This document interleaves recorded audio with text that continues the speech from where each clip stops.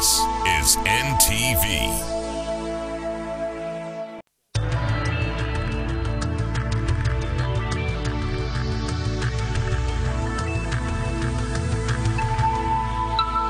This is NTV.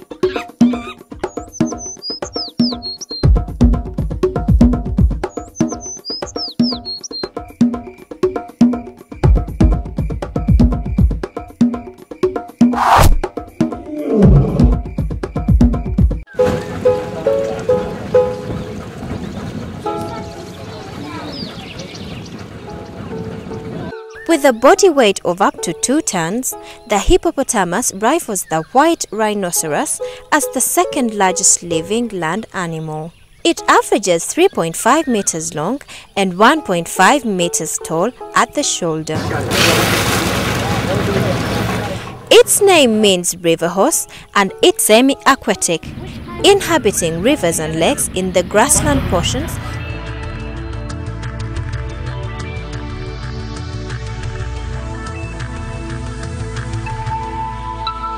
This is NTV.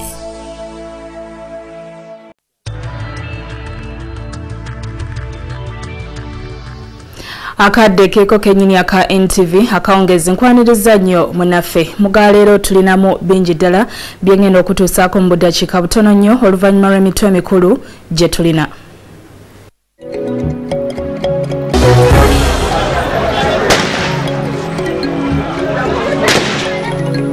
Abeewankulukuku bakubye wa poliisi babadde bagoba mugagga ku ttaka amasasi ganyoose.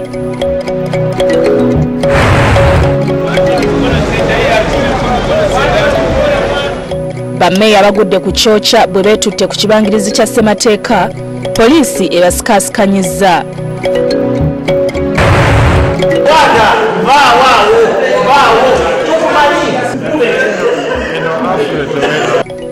Tugenda kukulaga Katemba abadde mu kulonda sipiika w'olukiiko lwa East Africa.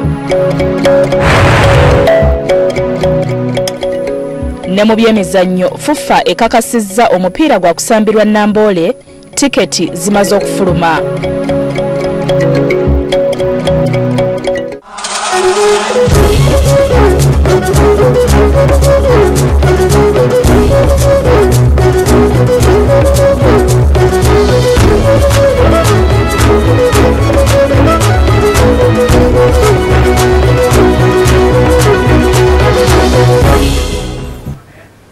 nkwaniriza nnyo munafe nze Hatimanalugwa Sekaya.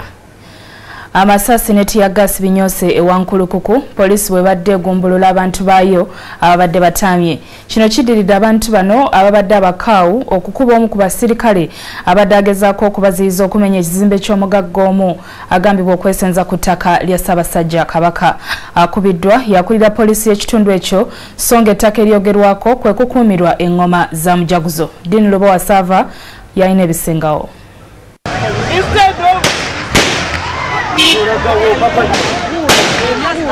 Moses Mayengo yagula ettaka lino mu ngeri etaategerekeka bulungi.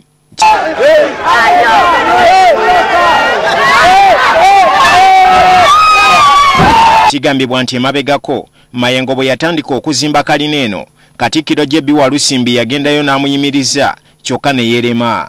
Enkya ya leero aba KCCM bitundu bya Lubaga, aba Buganda Land Board n'abavubuka bagenzeyo okumenya ekizimbe kino.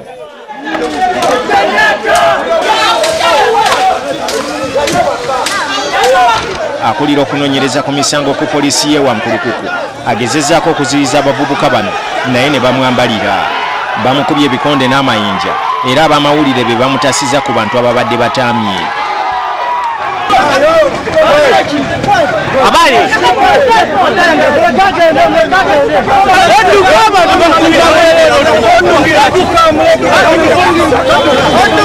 Ono bwe yeemuludde n'asindika banne ab'emmundu bagumbulule abantu bano, wabula nabo bibalemye kubanga bakiraba kuba amasasi naye nga balinga abafuuyira endiga emirere.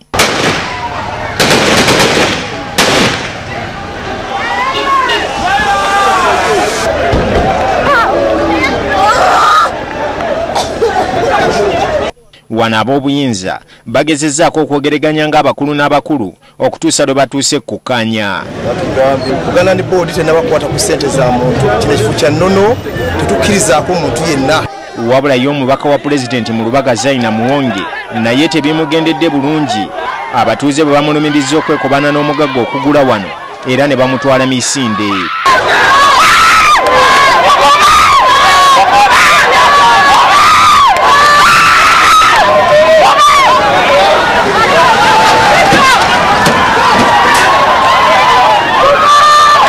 Oluvannyuma konteyina eyaleeteddwa ku ttaka lino eggiddwawo embeera nedda mu nteeko, naye abatuuze bagenze beewera okudda okumenyawo ekizimbe kino.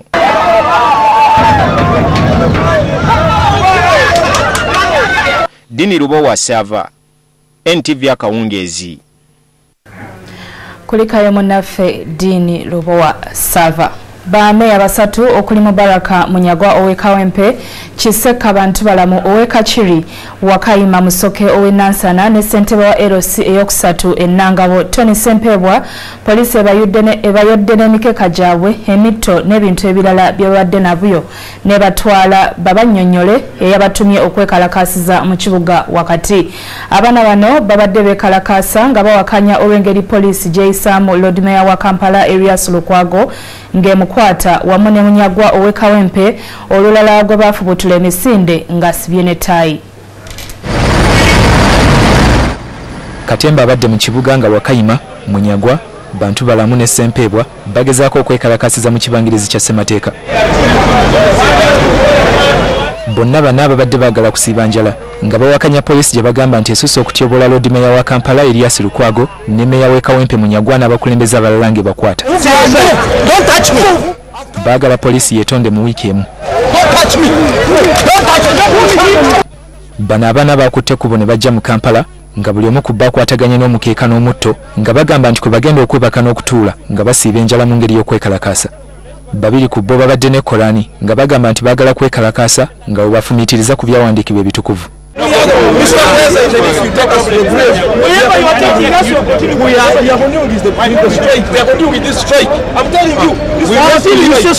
Nzize nvudde wange nze ne Qur'ani ino nze siibe wa n'enjala obusiraamu nga bw'oba osiibye enjala osoma Qur'ani okututulugunya naffe ffennyini kiraga nti tebali wiri okwetonda. Poliisi ekigendererwa ekibalemesezza ne batwala ku CPS gye bagenze bakukkuluma olw'okukwatibwa ng'ababbi. But where is Steve? Where is Steve? Watch away. Which country have I gone to? oluvannyuma lw'okwogera n'aduumira poliisi mu Kampala Felix Kaweesi babatadde ne babawa n'emitto gyabwe n'emikeeka bye babadde baleese. Ne olw'okuba kituguddeko nga tetwakitegedde omukulu wa poliisi e Kampala n'emiriraano bwakitegedde n'abayisa bajje bamale okukyogerako okutegeera obuzibu bwabwe bwe buli. Poliisi balagidde okuwandiika mu butongole nga basaba okwekalakaasa n'oluvannyuma abakulu baneetegereza oba kisaanye okwetondera munyagwa n'abalala abalumiriza poliisi okubakwata obubi.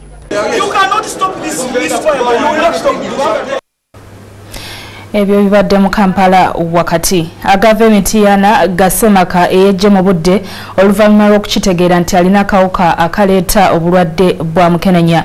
Ono yanyodde butwa era yasangiddwa ng'afudde mu kisenge kye. Ekitalo kino kigudde ku kyalo Bambula e Kalangaalo.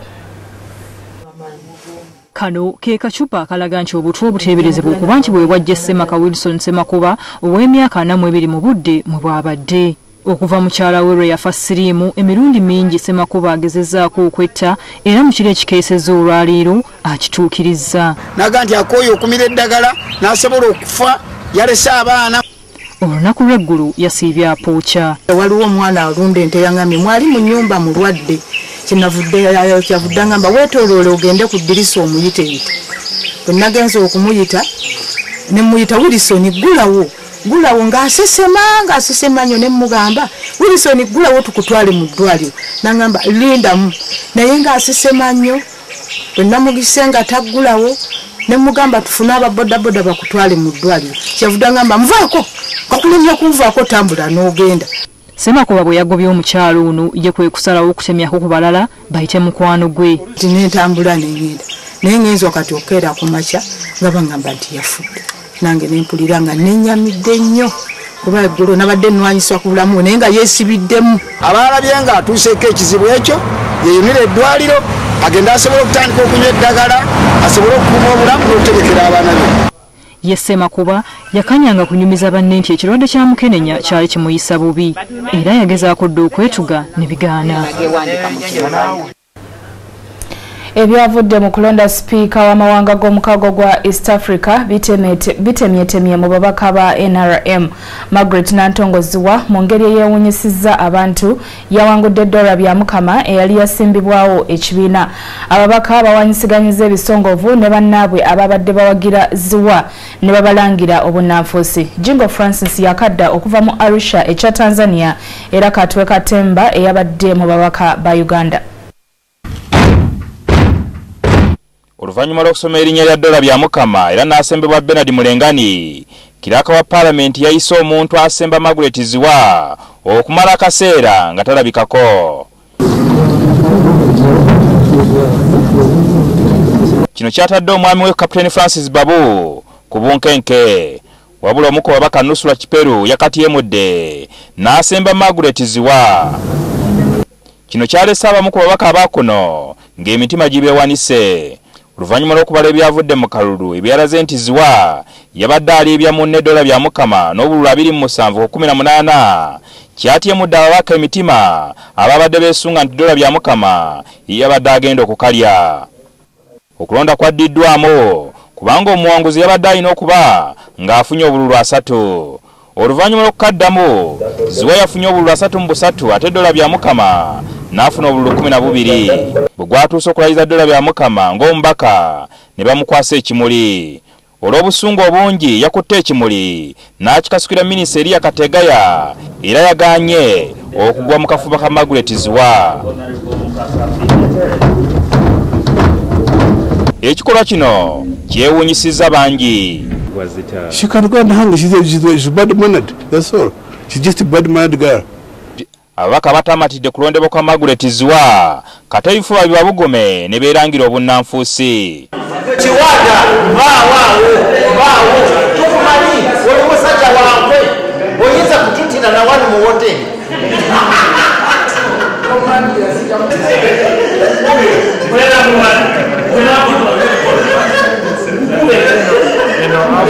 Abaka basoba 50 nga ne Speaker Rebecca Kadaga babadde Arusha era bangi kubo okuwangulwa kwa Dora Byamukama bakutadde ku Kapiteni Mike Mukula gwe balumiriza nti beekobanye ne Minisita Elia Kategaya okuseketera dola bya Mukama.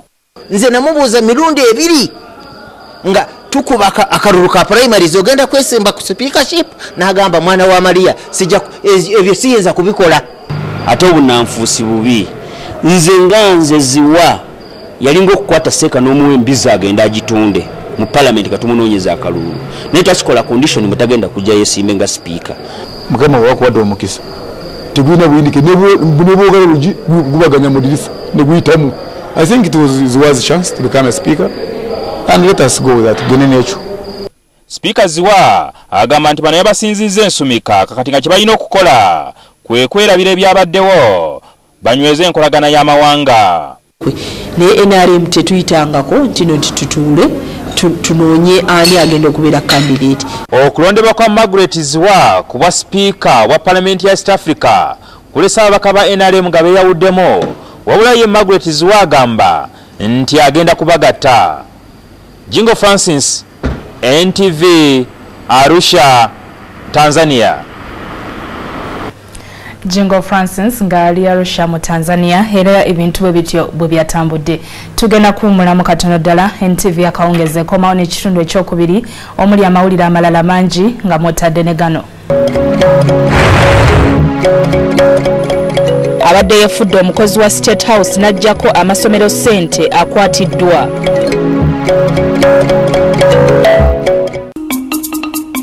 Olugero lwa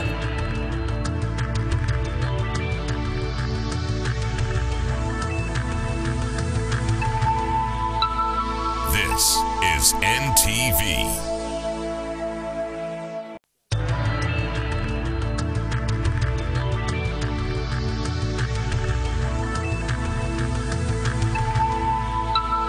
This is NTV.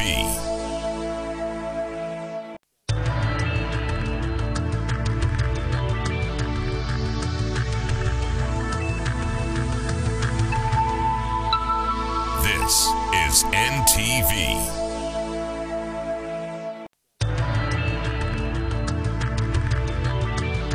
This is NTV.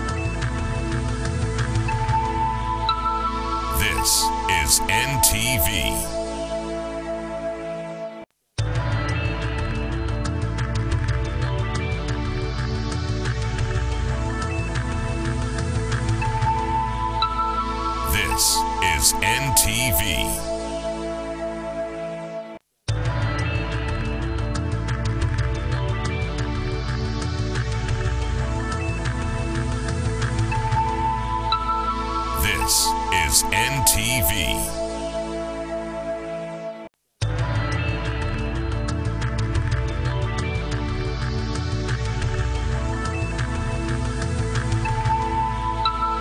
This is NTV. This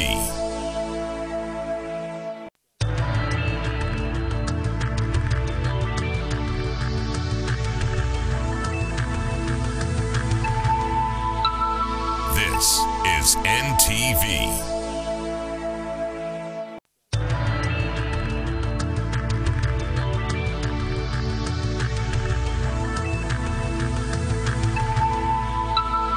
This is NTV.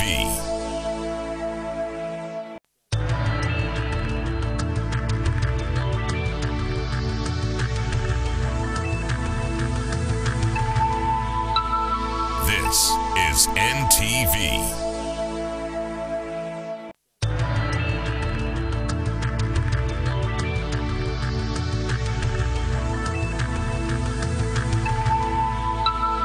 This is NTV. This is NTV.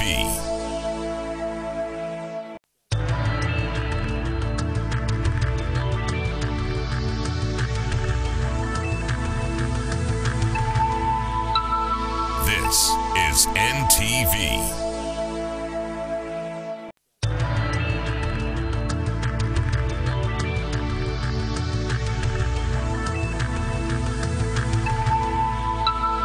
This is NTV.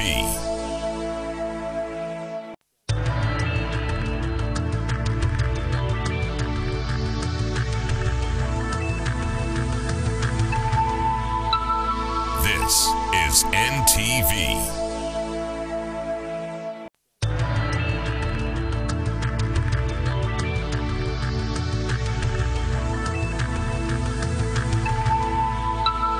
This is NTV.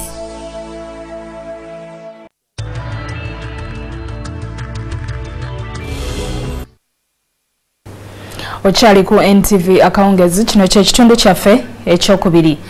Abatoro enkya ya leero bakungaanidde ku kisaawe ky'ennyonyi Entebbe okukulisaayo omukama oyo nnyimba Kabamba Iguru akomyewo mu ggwanga okuva e Bungereza gy'akakalabiza emisomo gye. Omukama abadde wamu ne Nnaabakyala Best Kemigisha ayaniriziddwa abakulu mu bukama bw'e Toro mu kiseera kino abali mu kwetegekera embaga y'omumbejja Komontale. Embaga eno egenda kusomba abanene okuva e Bule ne Bweya yakubeerawo omwezi ogujja e Toro.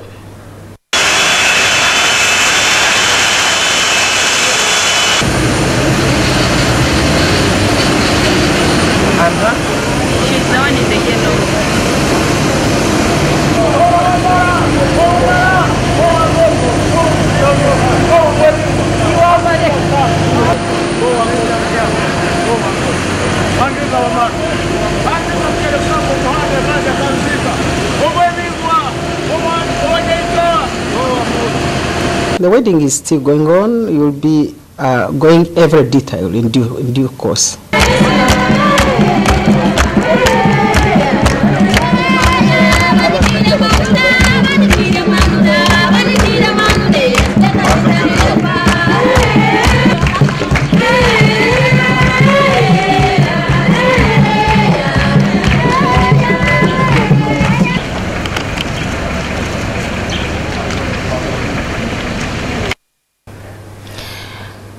Omusajja abadde yeeyita omukozi mu ofiisi ya President n'ajjako amasomero ssente akwatiddwa.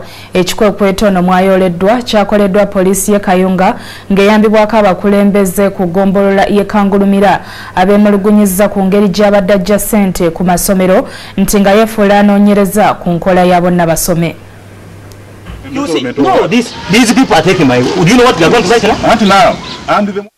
Maiko walekwa kigambibwa nti emyezi 3 emabega yawomba e Kayunga n'apangisa omuzigo mu bitundu by'e Kangulumira. Eno gy'abadde ava n'agenda amasomero agali ku nkola ya bonna basome n'abasaba okumulaga ensaasaanya y'ensimbi ezibaweebwa gavumenti. Nagenze okukizuula nti abantu batandise okwemulugunya gabaga nti enkola gy'akolamu yangeri ki omuntu atambula omuntu omu tabalagana ku mpapula zizaakolerako. Abasomesa bagamba nti oluusi abadde abajjangako ssente mu ngeri ey'enguzi. Bano beekolamu omulimu ne batemya ku b'obuyinza era okukwatibwa yabadde agenze ku ssomero lya Nnyinze. Tugenze ne tumusanga ku ssomero ng'ali awo ng'akola evaluation. Naffe kye tukoze ne tumubuuza nti yaani n'atubulira amannya ne tumugamba ntulage ku biwandiiko ebiraga nti ova mu ofiisi ya Pulezidenti naffe tumanye ogende mu maaso n'omulimu naye tugenze okulaba nga ebiwandiiko takolaki tabirina. Ku poliisi alagiddwa okulaga ebimwogerako kyokka n'alemererwa. Bw'ati akubidde omuntu essimu ng'agamba nti ye mukama we naye tamuyambye. So, as you said, I give them a copy, but they're saying I should identify myself. Maybe you can talk to them. No. No. They are refusing. Poliisi ono egenda muggulako omusango ogw'okweyita kyatali. Abayiiya ssente nno mu ggwanga tebaggwayo. Emanafa abakulembeze n'abatuuze b'Namisindwa okuliraana Manafa banyiivu olwa gavumenti okulwawo okutongoza disitulikiti yaabwe nga bwe yabasuubiza. Olunaku olw'eggulo bano baatuuzizza olukiiko olwaggweredde mu kwekalakaasa nga balaga obutali bumativu bwabwe. Namisindwa y'emu ku disitulikiti empya Paalamenti ze yakakasa okutondebwawo omwaka oguwedde naye nga ne gye buli eno tewali kabonero kalaga nti abantu bano beetongodde okuva ku Manafa. Bano okuli bakansala bassentebe b'amagombolola n'abatuuze basoose kutuula mu lukiiko ku kitebe ky'eggombolola y'e Bupoto nga tebannaba kugenda ku nguudo. Essaza lya Bubuulo East lyerimu ku bitundu ebirina okufuulibwa disitulikiti era baasalawo nti ejja kuyitibwa Namisindwa. Kati bano beebuuza lwaki gavumenti tennaba kutongoza disitulikiti yaabwe batandika okwekulaakulanya. People want to move away in good spirit. It is a people's own request, and we are telling the nation now, it's a people's own request. Wano we basinzidde okutakaka ne batiisatiisa okulumba bekikwatako singa ensonga zaabwe tezikolebwako mangu. We have tried our best. Even the district recently appealed to the president. We may go even for demonstrations up to State House. We may, by force, not in good faith, secede from Manafa district. Hati ninyenda barete district hei ngiye mukekuru emyaka nkaaga nshanju na gumu tinyina gwo kuza Manafa ajimpereza district eno eyasalibwa ku Manafa erina abantu abasoba mu 200 okuva mu magombolola 13. Ensalo zaayo ziyitira mu Buduuda, Manafa, Toro ne Kenya nga n'ekitebe kyayo kisuubira okubeera mu ggombolola y'e Bupoto. Twagala district yena misindwa era ffe olwaleero tusazeewo okunayo nate Manafa. NTV Akawungeezi kyagenda mu maaso. Oluvannyuma lw'okuwummulamu kuno tugenda kudda n'agava mu kisaawe ky'ebyemizannyo tovaawo.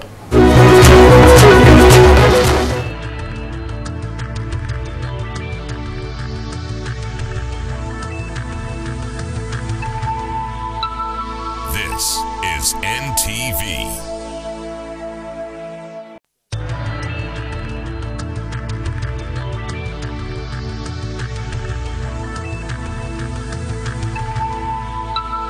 This is NTV.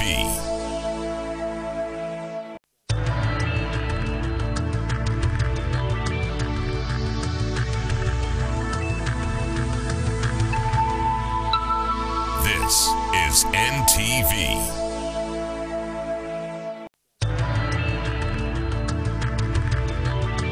This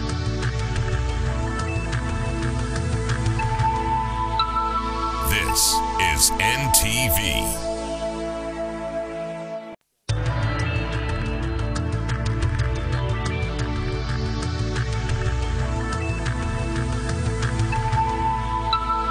This is NTV.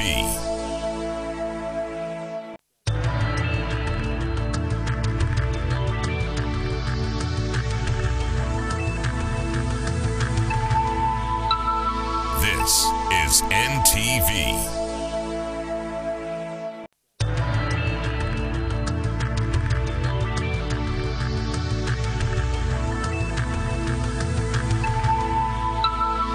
This is NTV.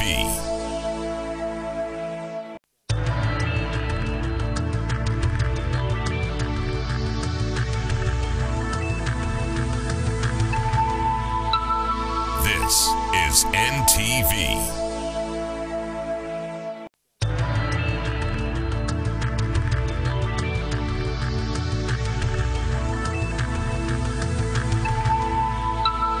This is NTV.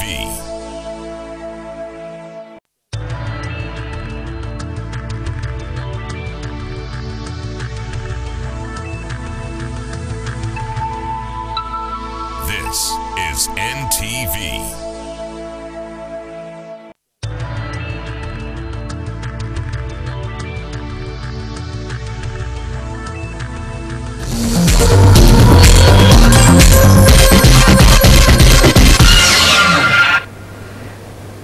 NTV Akawungeezi n'amawulire agava mu kisaawe ky'ebyemizannyo. Wadde abafufa n'abaddukanya ekisaawe ky'e Namboole tebannakkiriziganya ku ssente, kikakasiddwa olwaleero nti omupiira wakati wa Uganda ne Senegal gwakusambirwa Namboole. Olwaleero tiketi ez'okulabirako omupiira ogwo zifulumiziddwa ng'olunaku olw'enkya lwe zigenda okutandika okutundibwa.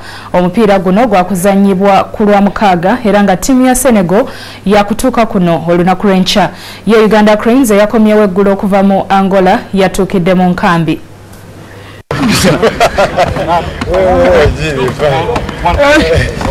Abazanyi ba Uganda Cranes abakomyewo ekiro ekikesezza olwaleero batandikiddewo okutendekebwa nga byetegekera Senegal gye bagenda okusamba nayo ku Lwomukaaga luno mu kisaawe Namboole.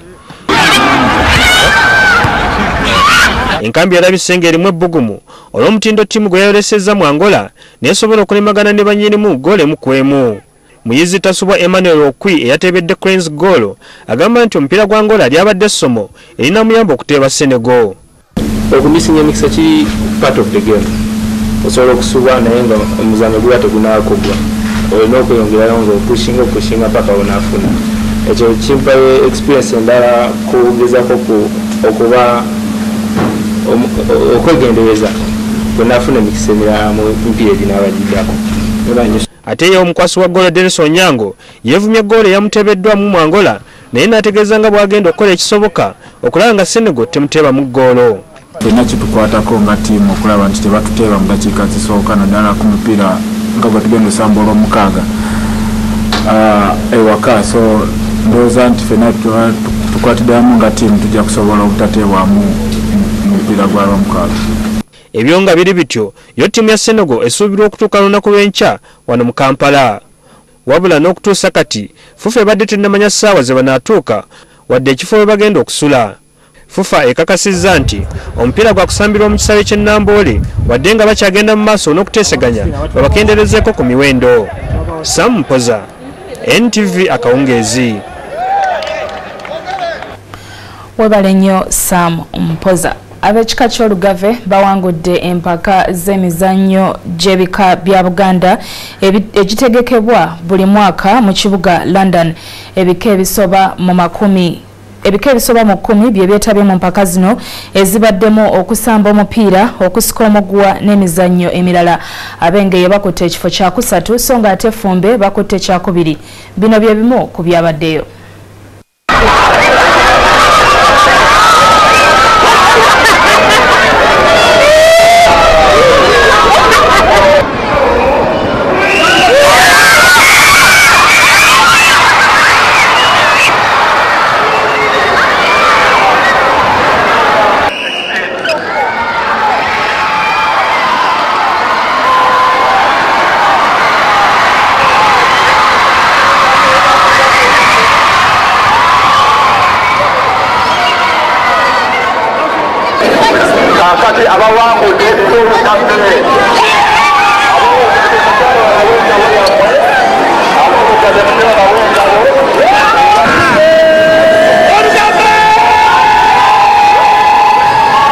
Emizannyo gino egy'ebika by'Abaganda e Bungereza twagitandika mu 1991. Ensonga oba ekigendererwa oba omulamwa kwe kuba nti abantu ba Ssaabasajja Kabaka abali e Bunaayira e Bungereza benyumiriza era bajjukira ebika byabwe ate n'okuyigiriza abaana naddala abazaaliddwa kuno nti balina emiziro kubanga n'obaba ng'azaaliddwa kuno asigala Muganda. Ayinza okuba n'akatabo nga kaga nti Mungereza naye era nabo baga nti Omungereza alina ensibuko okuva e Uganda.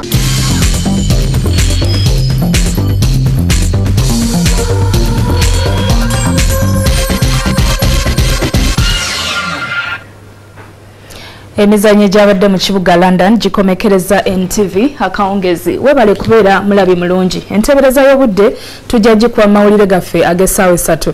Ndi Hatima Nalugwa Sekaya. Tova ku NTV ebirungi bingi ebijja maaso. Tusinkana olunaku lw'enkya. Sula bulungi. Weraba.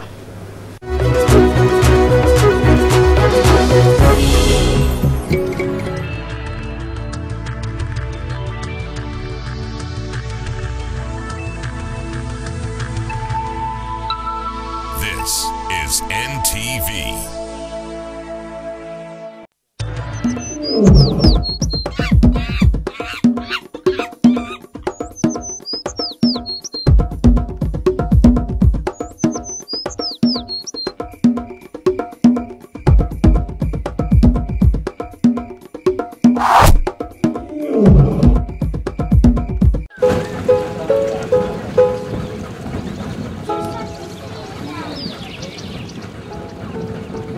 With a body weight of up to 2 tons, the hippopotamus rivals the white rhinoceros as the second largest living land animal.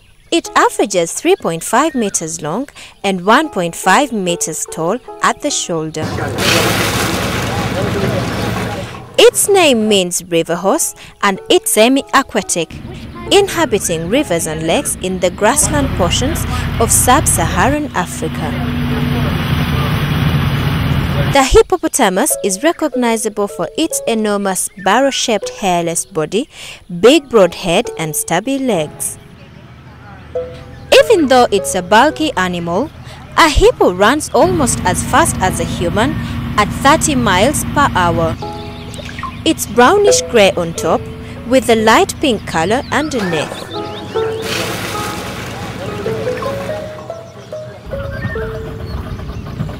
The hippopotamus has its ears, nose and eyes positioned on top of its head so it can remain submerged and still monitor what's going on around it. A hippo spends most of its day lazing in the water with its top exposed and occasionally basking on a sandbar. When it submerges, it closes its nostrils and ears so water won't get in. It emerges every 4 to 6 minutes to breathe. The process of surfacing and breathing is automatic, and even a hippo sleeping underwater will rise and breathe without waking. Hippopotami live in herds with the largest pods of up to 100 animals, with one dominant male presiding over a stretch of the river.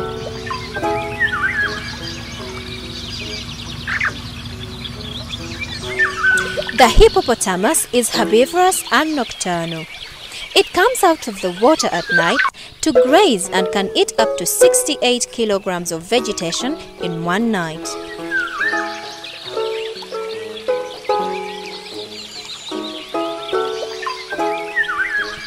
Female hippos reach reproductive prime at 5 to 6 years of age, while males at around 7.5 years.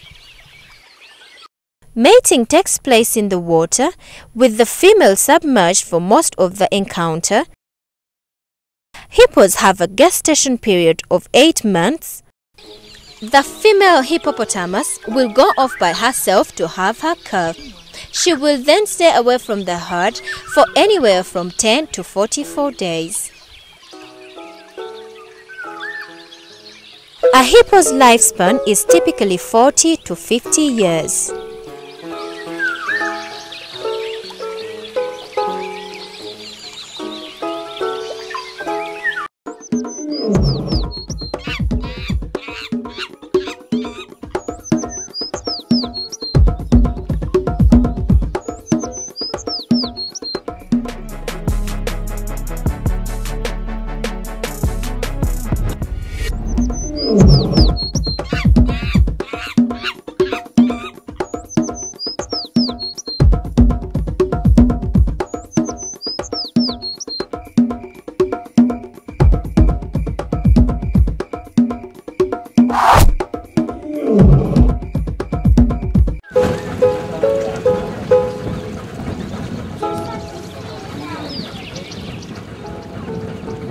With a body weight of up to 2 tons, the hippopotamus treasures in the Rwenzori region.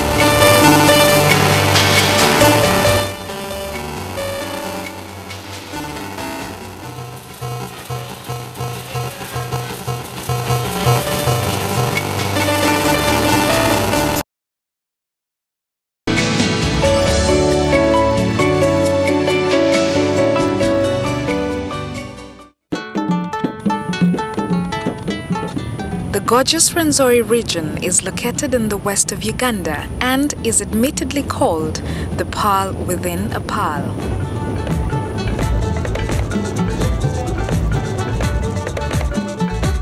Most travelers to the region will take the newly and smoothly tarmac road traversing Mityana and Mubende.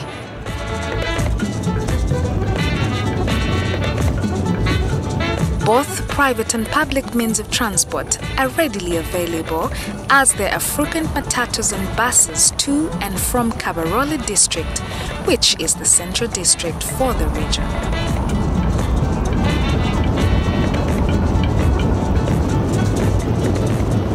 The district, which is small, quiet and refreshing, is situated at the foothills of the Rwenzori Mountains, some 320 kilometers southwest of Kampala.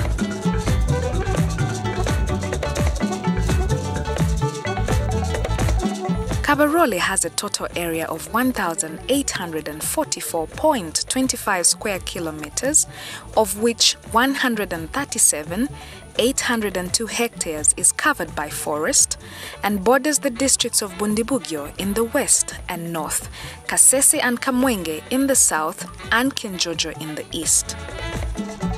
To supplement its picturesque scenery, Kabarole enjoys an excellent climate, almost temperate, with moderate sunshine and heavy rainfalls during the rainy seasons.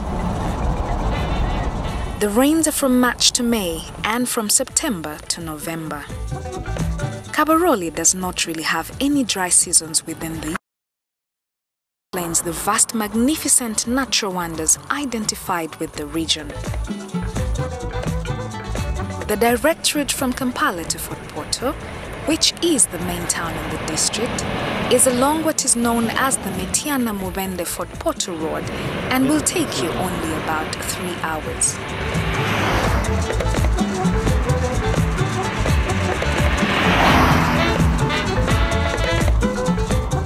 The journey is punctuated by breathtaking views of the several green valleys and rocky hills, which shine beautifully, bathed in glorious sunshine.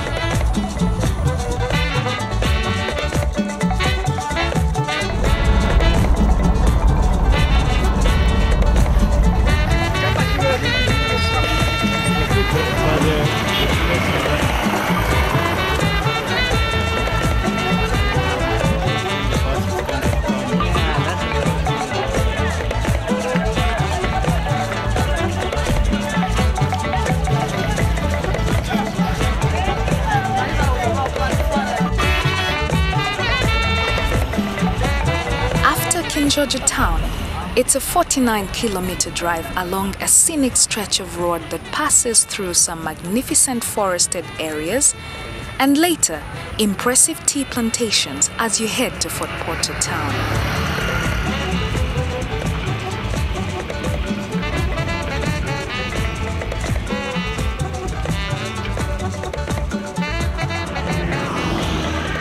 It is a pleasurable pass through delightful sceneries and rolling tea plantations of Kiamara village.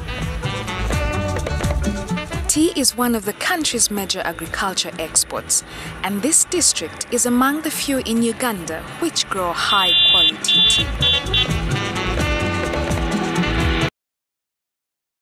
The land is very fertile, and the Rwenzori Ranges, which can be accessed from the district, provide a favorable atmosphere for farming. Large tracts of land, which were previously underbush and were dense for thieves and other wrongdoers, now cleared, have been planted with tea. This has proven to be a means of fighting poverty in the rural areas, as many locals have been employed in the tea plantations. It is delightful to behold the tea pickers harvesting the crop on lush plantations.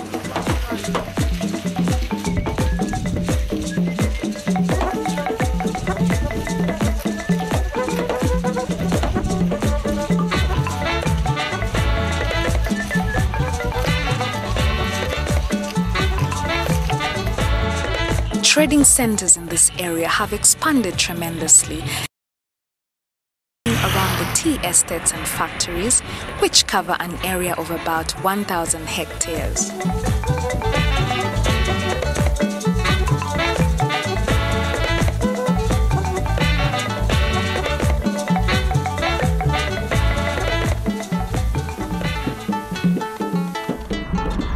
We finally arrive in Fort Portal and make our way to one of the region's historically acclaimed Mountains of the Moon Hotel.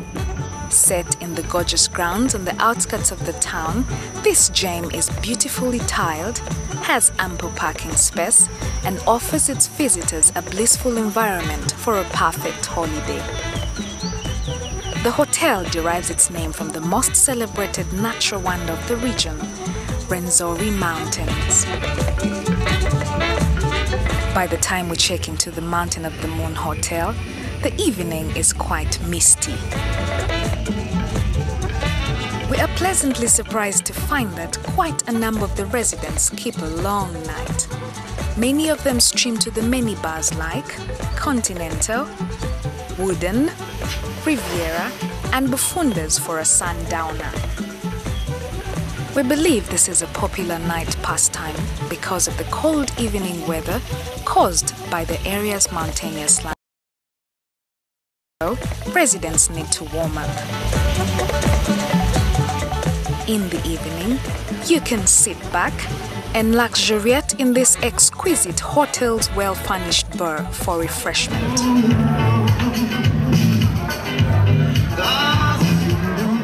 And on a Wednesday evening, leave your schedule open for corporate night.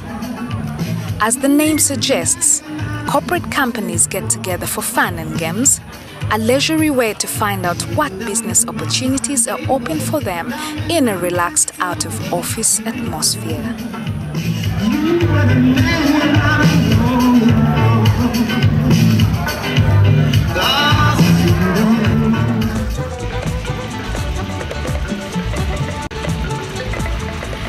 Another place you should not miss to visit while in Fort Portal, which will give you a real evening feel of the place, is the Rwenzori Travelers Inn.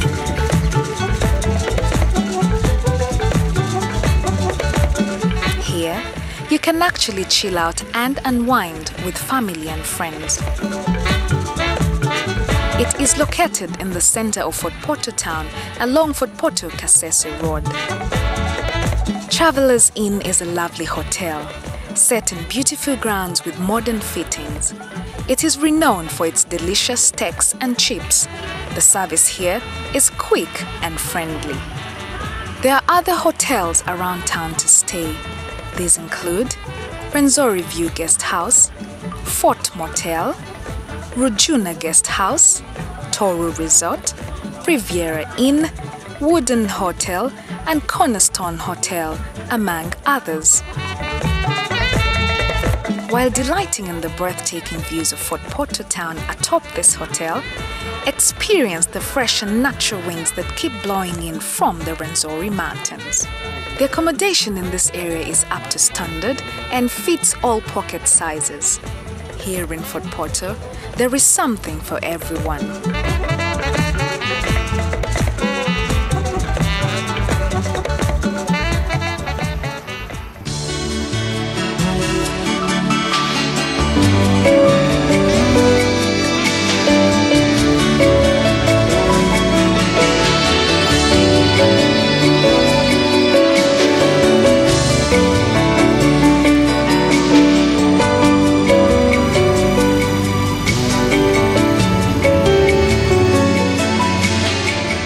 Showcase Uganda returns, get a real feel of the Batoro people's way of life.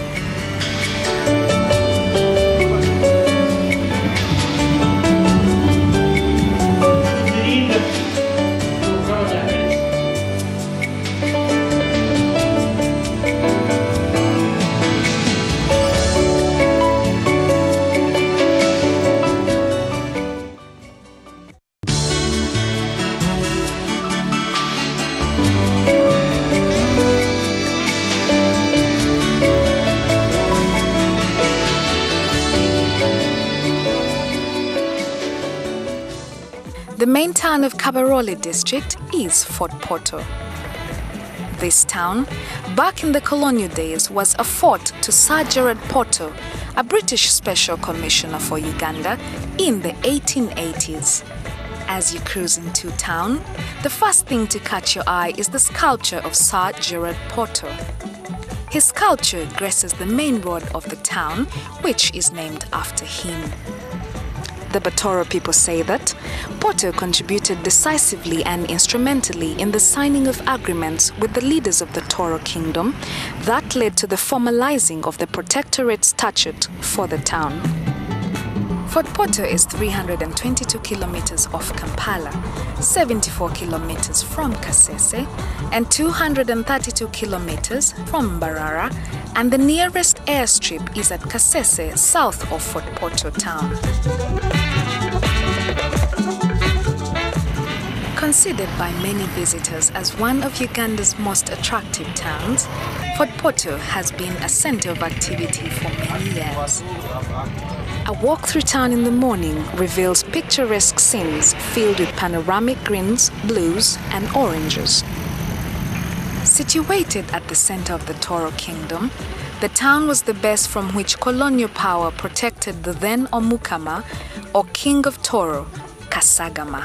After traditional monarchs were abolished in 1967, Toro was declared a district and composed of the regions that now make up the current Kasese, Bundibugyo, and Kabarole districts. Fort Portal is the district headquarters. The town has currently a population of 40,000 people and enjoys an excellent climate, though nocturnal temperatures can drop, requiring a fleece or sweater. Besides its natural endowments, the town also boasts of modern and improved amenities that make the place not only comfortable, but convenient for its visitors. The town's main supermarket is Andrews, located on the main road in the upper part of town, between the two roundabouts. It is very well stocked with fresh produce and frozen goods. Prices here are considerably lower than in Kampala. It is advisable for visitors to the region not to rely on travelers' checks or paying by credit card, as cash is the more acceptable mode of payment here.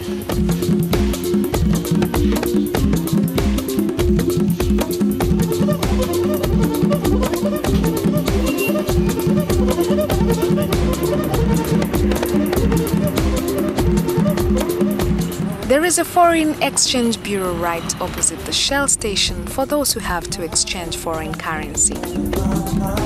The residents of Fort Portal town are mainly of the Batoro ethnicity, but the district has a diverse ethnic background with rich cultures.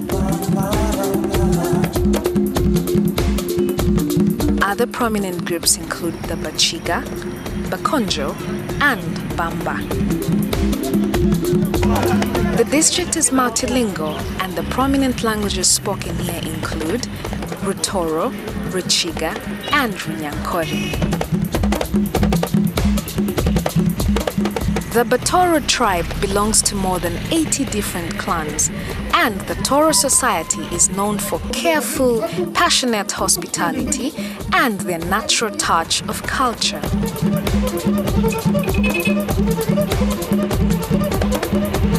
With such an ideal location, Fort Portal is an important market town. Its main street, a dual carriage affair, is not only the widest, but also the liveliest. It will take you to Mpanga Market, which is a beehive of activity. The market is extremely busy in the mornings. Rural farmers and traders mingle with the local urbanities to haggle over the price of abundant tropical fruits and vegetables. Agriculture is the heart of the district's economy, and it grows both food crops and cash crops. The common food crops include beans, bananas, cassava, yams, potatoes, not forgetting the abundance of vegetables produced throughout the region.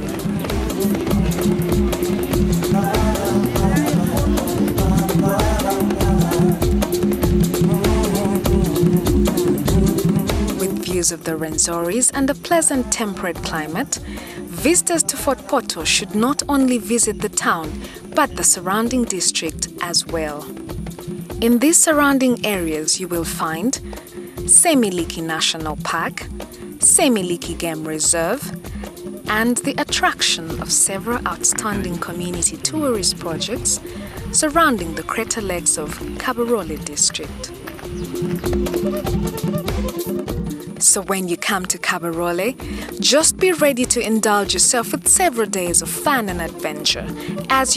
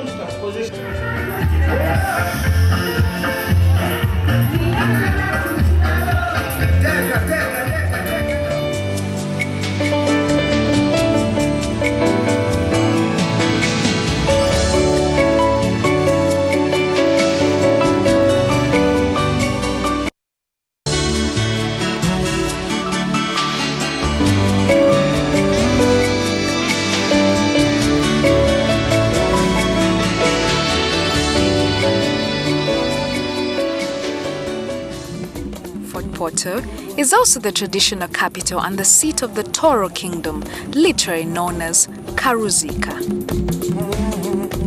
Fort Portal's highest hill, Kabarole Hill, is the actual site of the kingdom and the physical location of the palace, Karuzika.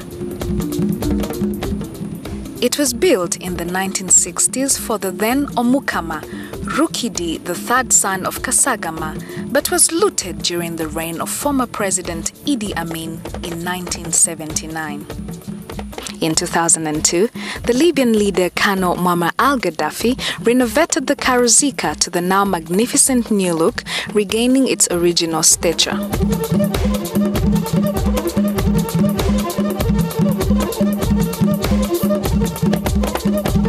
The Toro Kingdom was part of the large empire of Kitara under the reign of the Bito dynasty, which dates back to the 16th century. Oral history has it that Prince Olimi Kaboyo Kasunsun Kwanzi, son of the king of Bunyoro Kingdom, annexed the southern province of his father's kingdom and declared himself king of this land, known as Toro.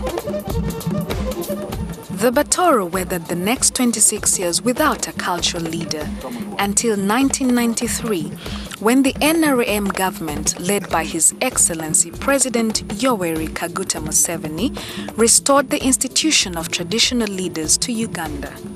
Patrick Kaboyo, then Uganda's ambassador to Havana, Cuba, felt duty-bound to return and continue his traditional duty as cultural leader of his people, the Batoro. He was warmly received and accepted by the Batoro.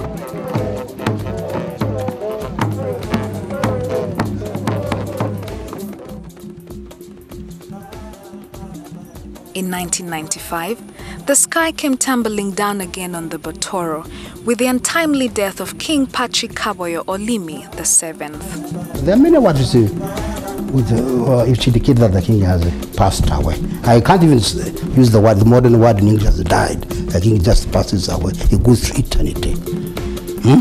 And we say the king is dead, long live the king. Because his kingship has been here, or monarchy, been here since time immemorial, as I told you. And our monarchy is of divine origin.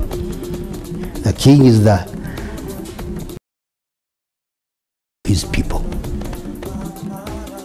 Located 5 kilometers from Fort Portal town on the Fort Portal Kasese Road is Karambi Royal Tombs. This is the traditional burial ground of the Toro Kingdom.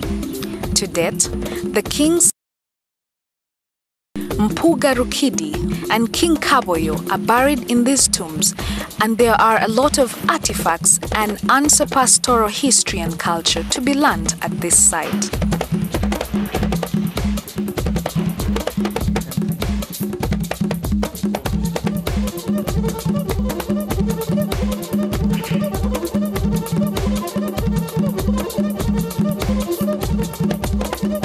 Very many ceremonies pertaining to our cultural monarchy, and we take the figure 9, which embraces all our cultural monarchy. For example, when the king dies, his body is embalmed, his royal body is embalmed. A traditional mourning takes 9 days of traditional throughout the kingdom. And when the state funeral, the day of his state funeral, all people go to bury him at the royal tombs. The prince, the heir apparent, the crown prince, has to bury the body of his father on behalf of his people with 9 coffee berries. He was succeeded by his 3.5-year-old son, His Royal Highness King Oyo Nyimba Kabamba Iguru Rukidi IV, marking the beginning of a challenging and exciting period for the people of Toro.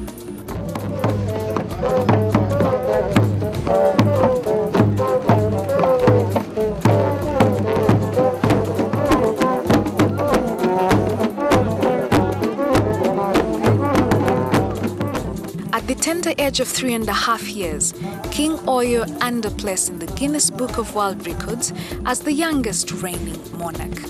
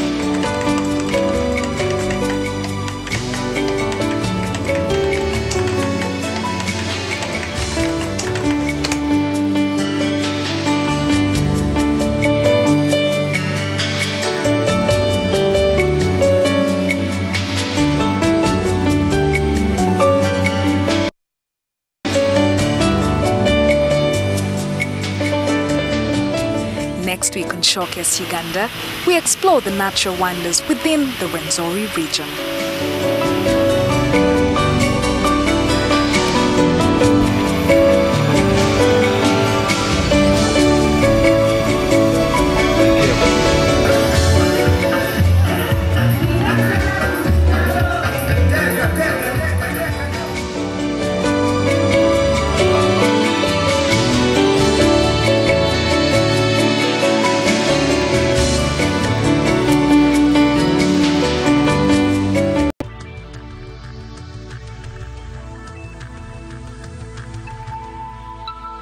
This is NTV.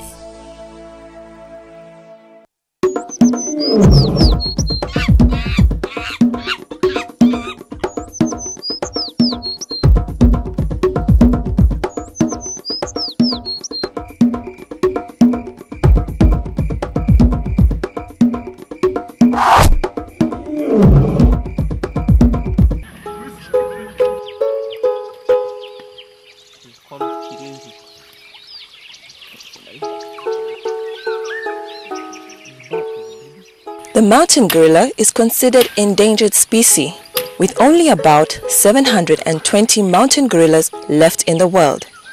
And these live within 4 national parks split into 2 regions: Bwindi Impenetrable Forest National Park, Mahinga Gorilla National Park in Uganda, Volcanoes National Park in Rwanda, and Virunga National Park in the Democratic Republic of Congo.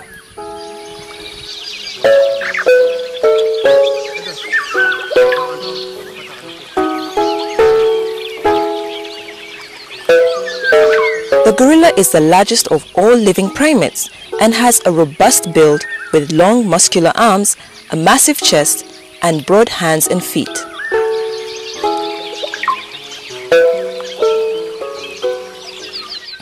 It has longer and darker hair than other species, allowing it to live and travel at high altitudes where temperatures drop to below 0 degrees Celsius. The gorillas can be identified by nose prints unique to each individual.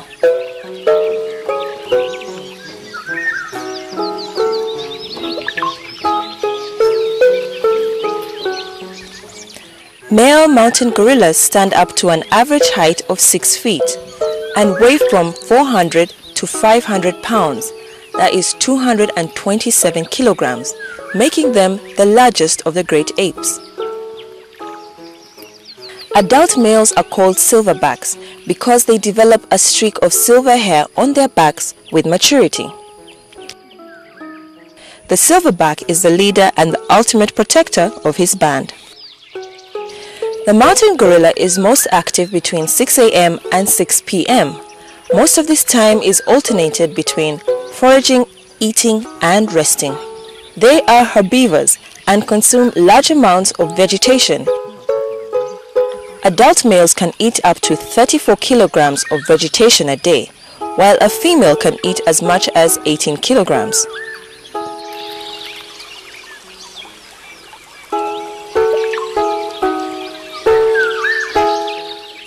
Females reach breeding age at about 10 years old. They typically bear young every 4 to 5 years, giving birth after a gestation period of 8 to 9 months.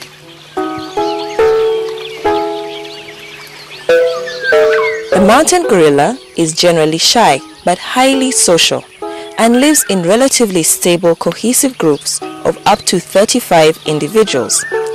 These groups are made up of 1 silverback, 1 or 2 blackbacks, a few mature female juveniles, and infants.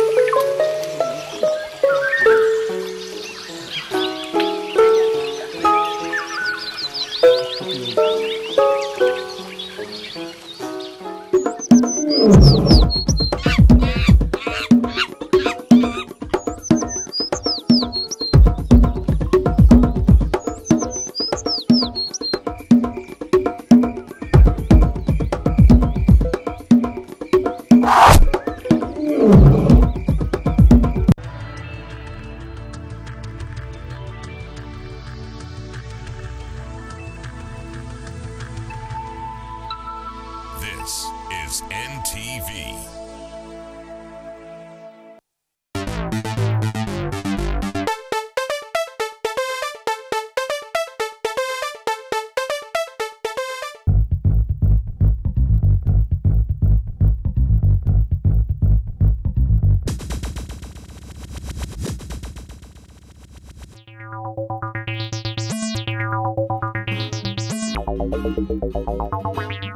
Today on Rendezvous, we feature the talent behind award-winning songs. And we count down this week's 5 hottest local music videos.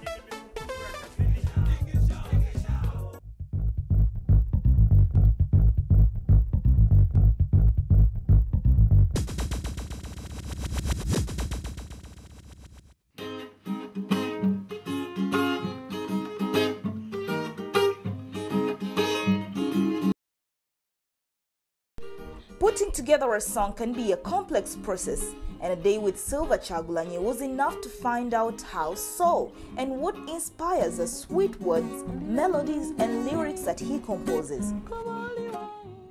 Writing a song is as simple as you want to take it. My strength as a writer is because I believe writing a song is simple. Every time I start thinking it's hard, then I cannot write. It's just a gift. It flows through me. I just get connected to inspiration. Just touch. It's like hydroelectricity. Just flows through.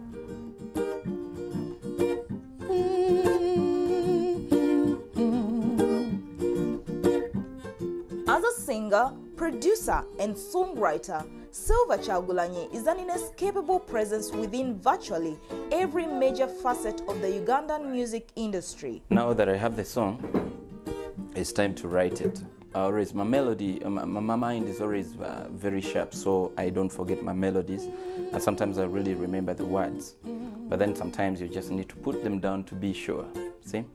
And to develop it more. His songwriting skills have helped rejuvenate the traditional R&B image of the smooth, sensitive, and urban crooner, and has made him a staple of urban contemporary radio.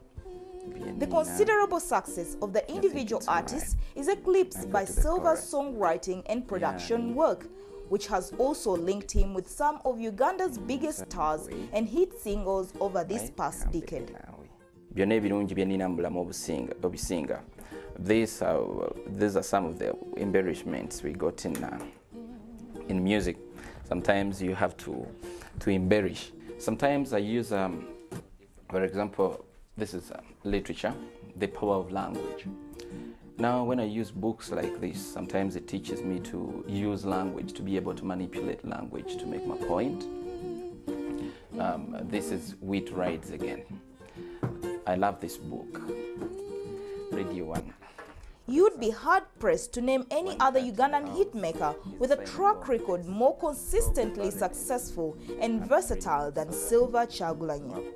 Could use a book like this. Example, I'm writing about love. See? Proverbs, saying, poems, maxims, slogans. Born in 1979, Silver Kyagulanyi began writing poems and plays as a teenager, and soon writing became his ultimate mode of expression. A heart that loves is always young.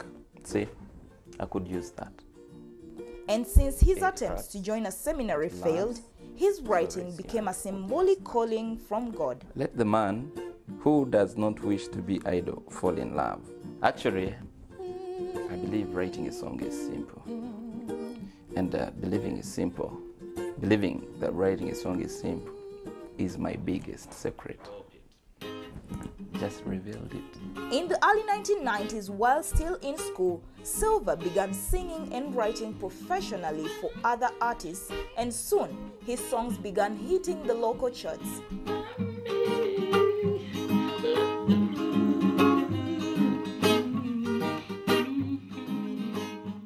Today, firmly established as a lyrical powerhouse, Silva went on to write hits for Juliana Kanyomozi, Nabikowa, Irene Namubiru, Kwechi, Blue 3, Sanyo Lyange, and Obsessions Weku made the latter's biggest hit.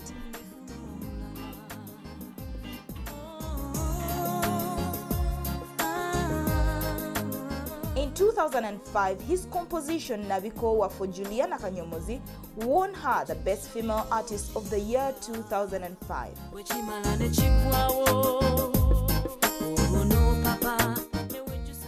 What is funny with Juliana, so unfortunate, it later came to relate in her life a bit. I mean, but it didn't really say that, I mean, the message went directly to her boyfriend. No, maybe it would have, in their case, the message was in the song.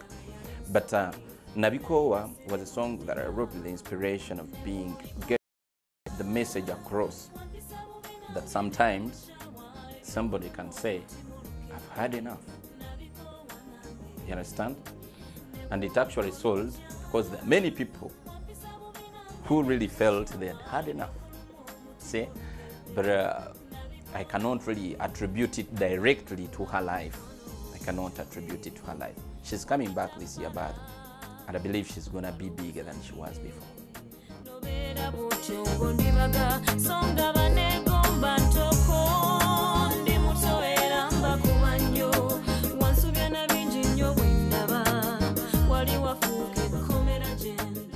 I loved Nabikowa's song so much because actually people don't know where that song came from, but I mean, she was home, and I was when I first did her first song.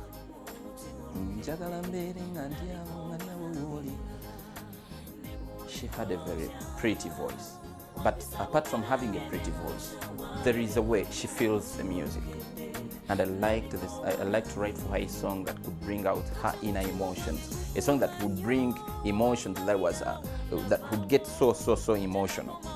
And when I went home, I actually conceived in Nabikowa, and when she sang it, oh man, it was beautiful.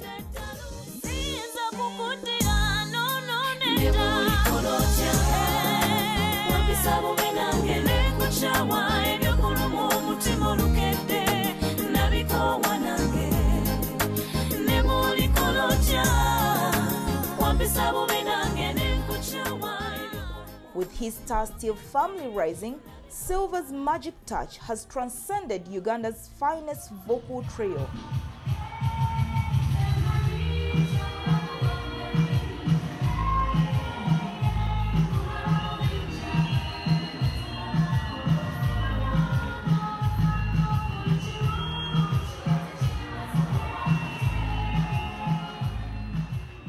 The Blue Threes, they have nice voices. And I've actually, this year, be aware, they have very pretty songs. I've written for them 5 songs.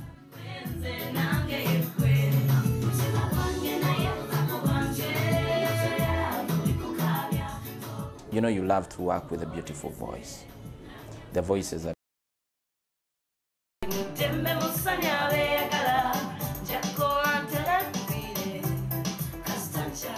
also nurtured by Silva are the super shakers, the Obsessions.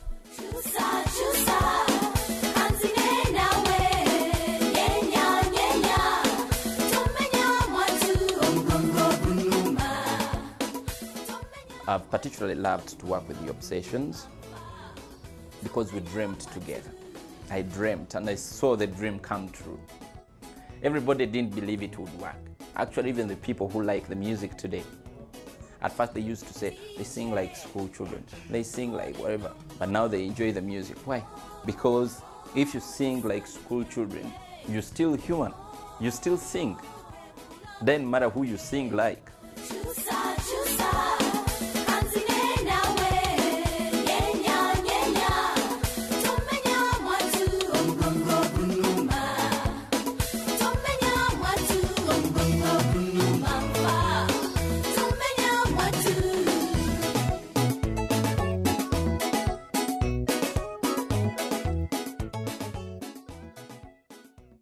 Zawede, guided by Silver, another upcoming artist, is a star to watch out for this year.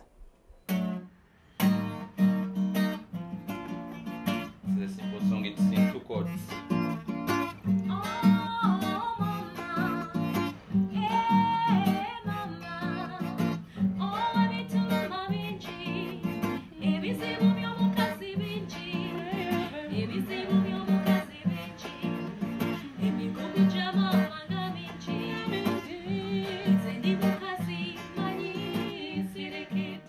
I would regard him as my godfather, I would call it. He built me musically, he produced me, he turned me into what I am today. So I don't know how to describe him. He's an inspiration, he's a writer, he's a friend, and he's professional. He won't leave things half done. He's a perfectionist, basically. And I believe he has a gift because everything he touches is a success. I know you know the history of the songs he's written, and all of them are hits, I should call them, including my Kambere Nawe. I have 3 guitars, one in my office, one in the sitting room, and one always in my bedroom. And sometimes when I usually in the middle of the night, I go to wake up. It's the most fruitful time of mine, the most time when I really write music that has got the emotional feeling, because the quietest mode. I'm in the quietest mode, and sometimes I have to position myself to think about my client, and I write the song in the voice range, actually rehearse it in the voice range.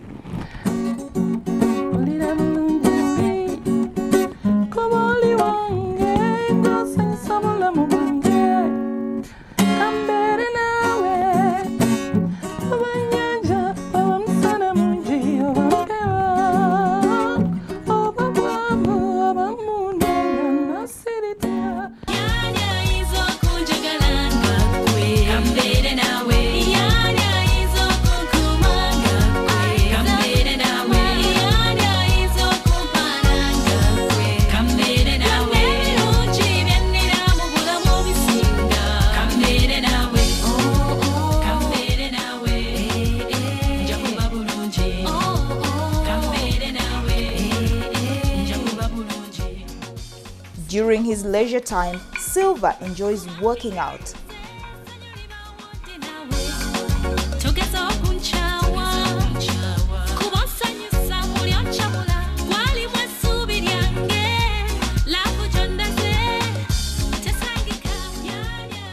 With his eyes set firmly ahead, Silver's self-groomed inspiration is bound to see him embark on solo numbers that not only celebrate his diverse versatility, but also guaranteed to hit the charts.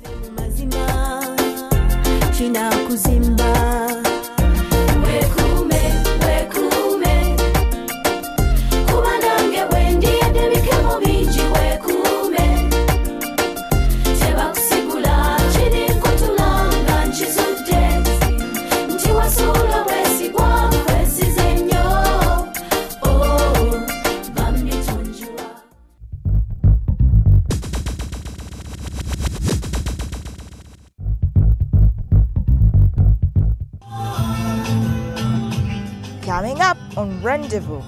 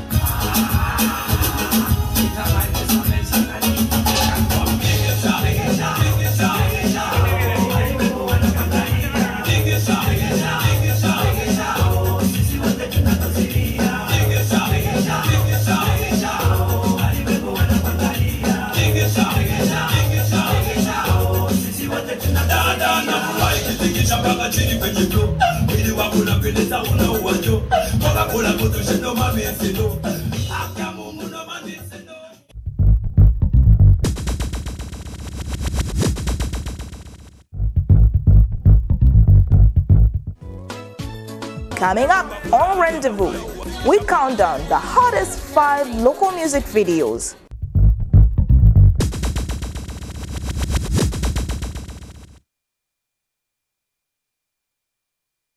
Number 5.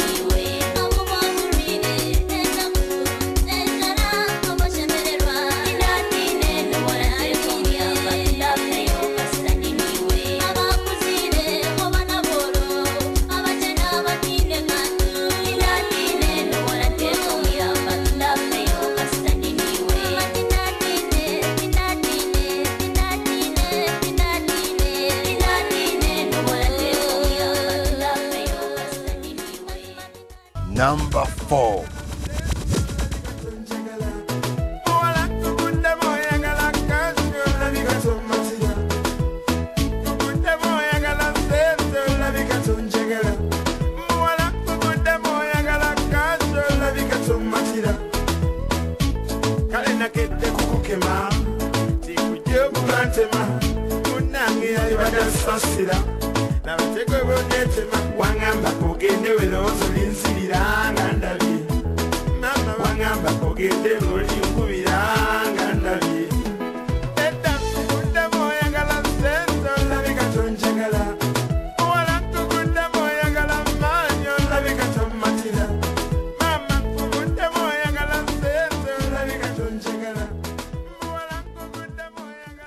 Number 3.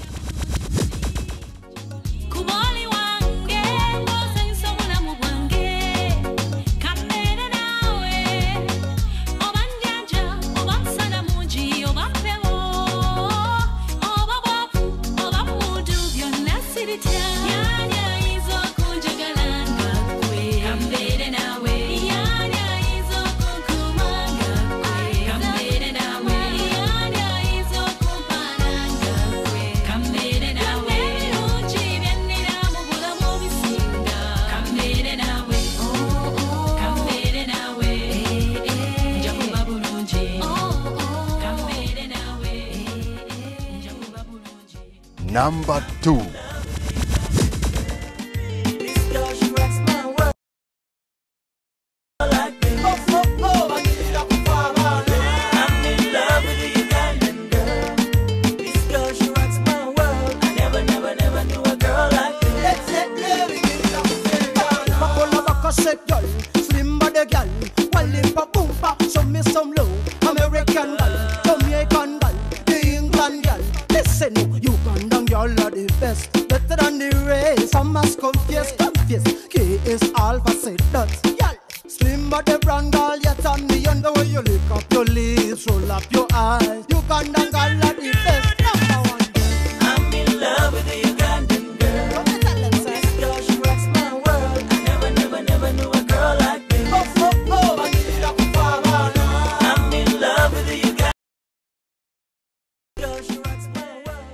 Number 1. chameleon. In a new style. Tell them chameleon I go bow. No, yeah, me come here on the show. Tell them liquor you don't feel no. No, yeah, we a go kill them with you know. Anyway. Ding it shot, ding it shot, ding it shot.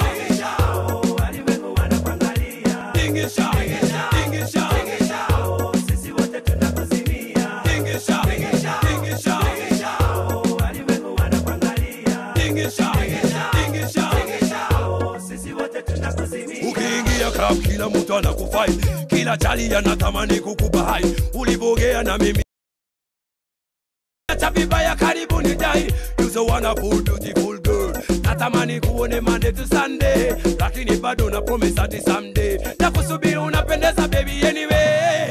Tingisha, tingisha, tingisha, alimwengu wanakuangalia. Tingisha, tingisha, tingisha, sisi wote tunakuzimia. Tingisha, tingisha, tingisha.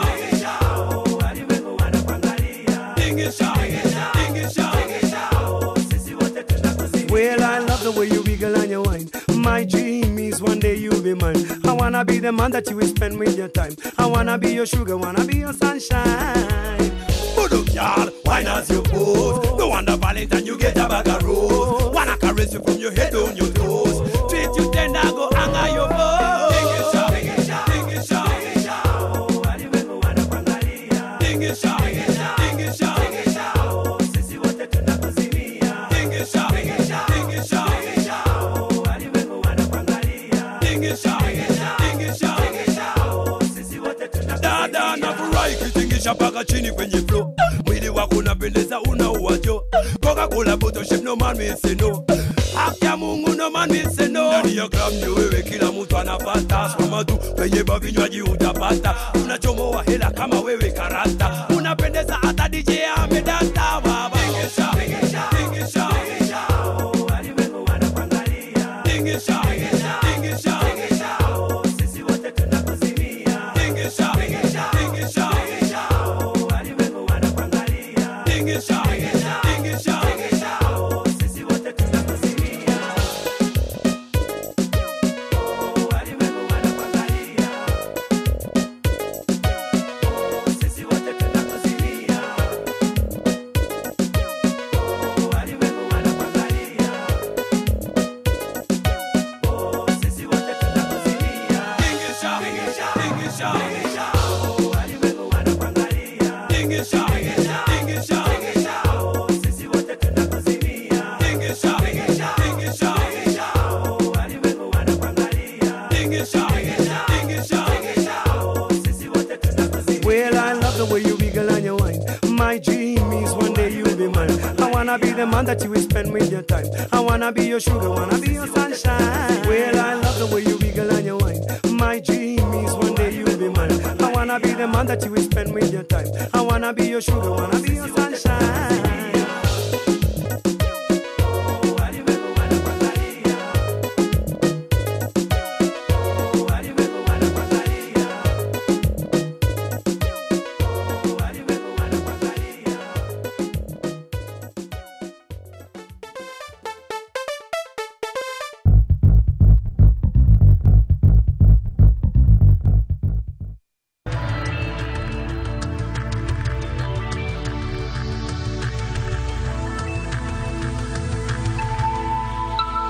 This is NTV.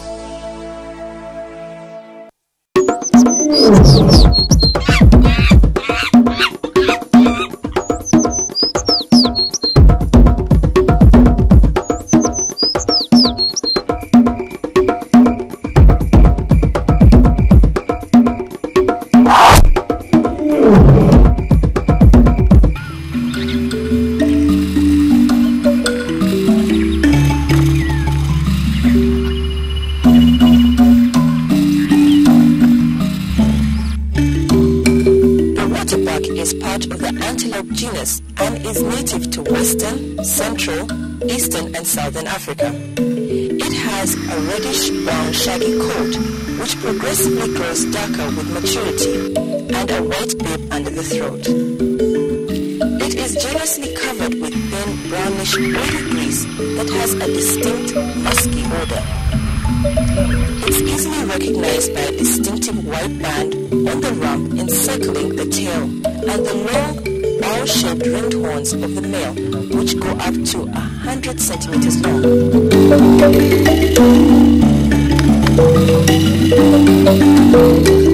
The female has no horns.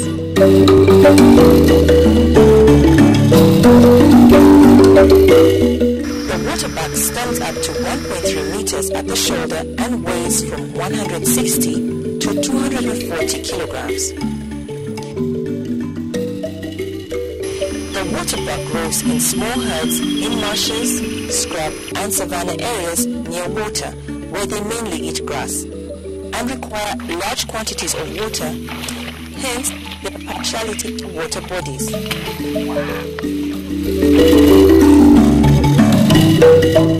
The waterbucks share a social life similar to that of the cobs. They are territorial, one dominant male with numerous females.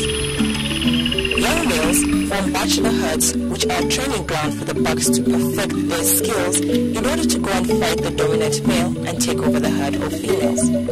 This is part of their training process, and they will choose a partner according to their horns, which must be the same size. These wrestling matches are preparing them for a major territorial fight with a dominant male in order to take over a leg in the traditional breeding grounds. Waterbucks will give birth to a single calf after a 7 to 8 month gestation period.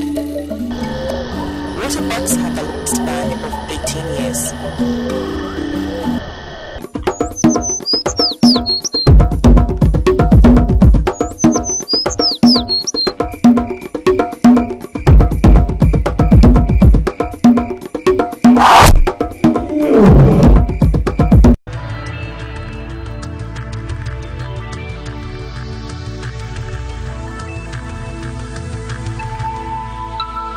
This is NTV.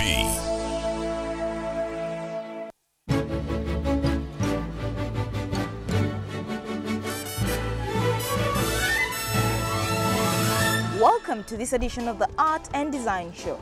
Today we feature a Ugandan gospel smooth jazz saxophonist who has a powerfully expressive voice that he integrates with traditional African rhythms.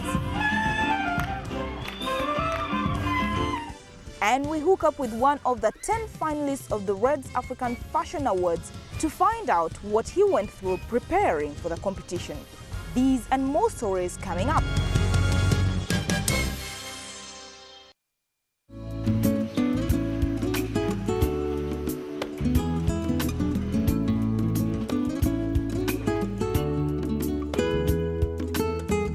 Today's edition introduces aspiring furniture makers to essential techniques of designing and tuning furniture. This is a production technique called weaving, and we use all local materials. These ropes come from the waste banana leaves. Things that people throw away, they rot. And of course the raw materials are free. You don't have to go and buy banana fibers or papyrus. These are all natural resources which are growing abundantly and require zero investment to actually start producing.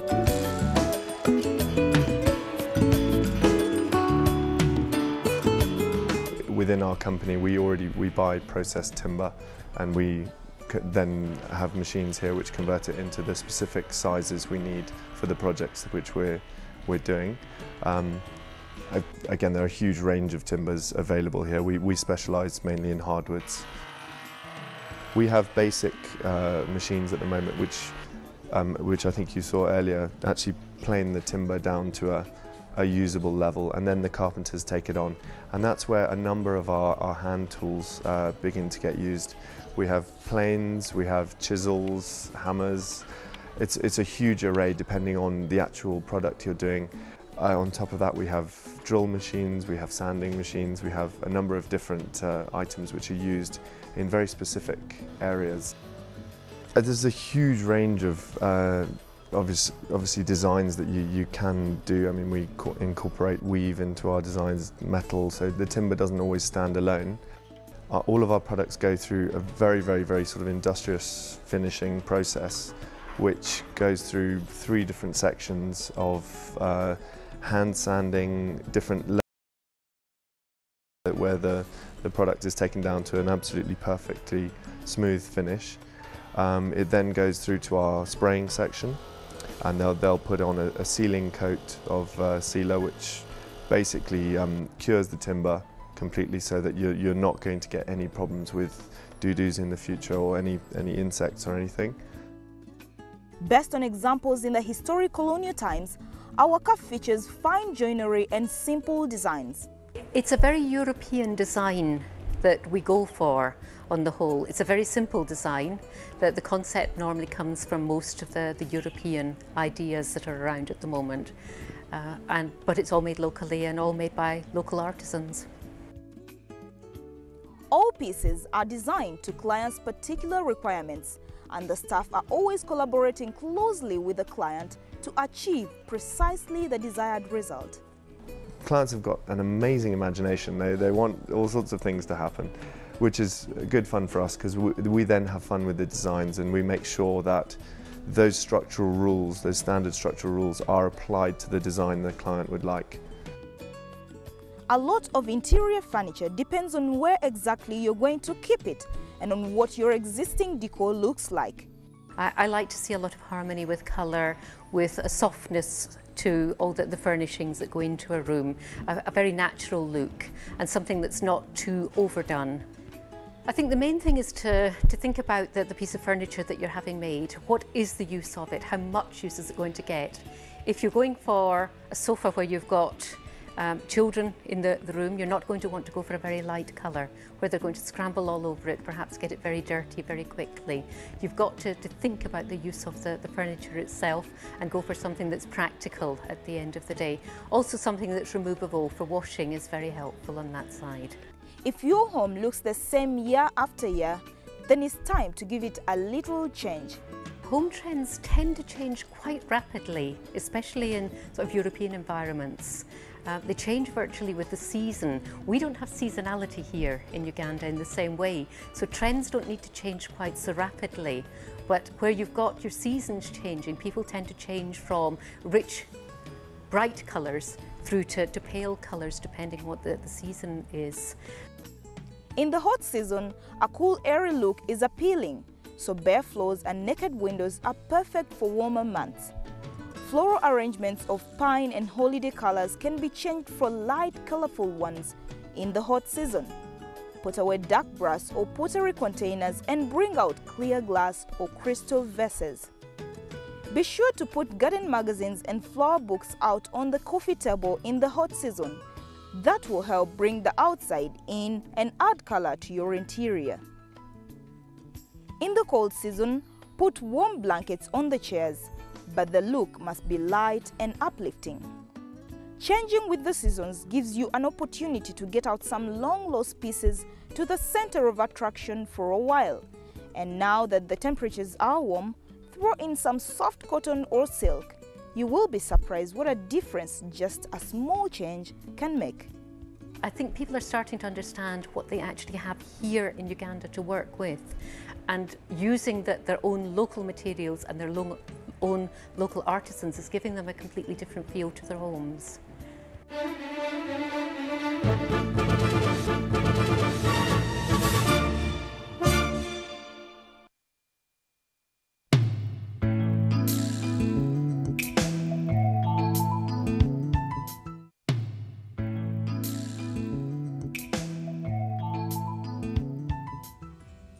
Today on The Flair, we are with Emmanuel Bagwana. Emmanuel is the proprietor of a fashion house called Iguana, depicting both his names. Born in a family of artists, it was just logical that the trade transcended. I come from a family of stylish women, so naturally I wanted to see other women look like my relatives. And also, I have an artistic background. Many people in my family are in the arts in one way or another. Yeah, so that inspired me to also follow the same career path. My biggest fashion inspiration is Tom Ford. He used to be the head designer for Gucci and YSL, and now he's doing his own label. He combines sexy and modern and then puts in high fashion. So it's not tacky, yet it's sexy. Emmanuel could not wait to complete studies before storming the fashion industry. I always keep updated by subscribing to some of the fashion magazines like Vogue, Glamour, African Woman.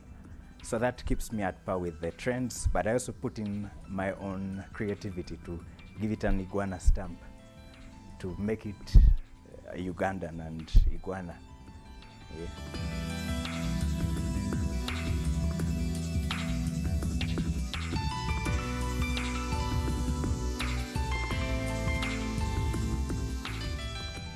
To get a design to become an outfit, first I think of it, then put it down on paper and see how realistic it is, then start thinking of what fabrics to use to bring it to life, buy the fabrics, cut it, stitch it, and it's a design.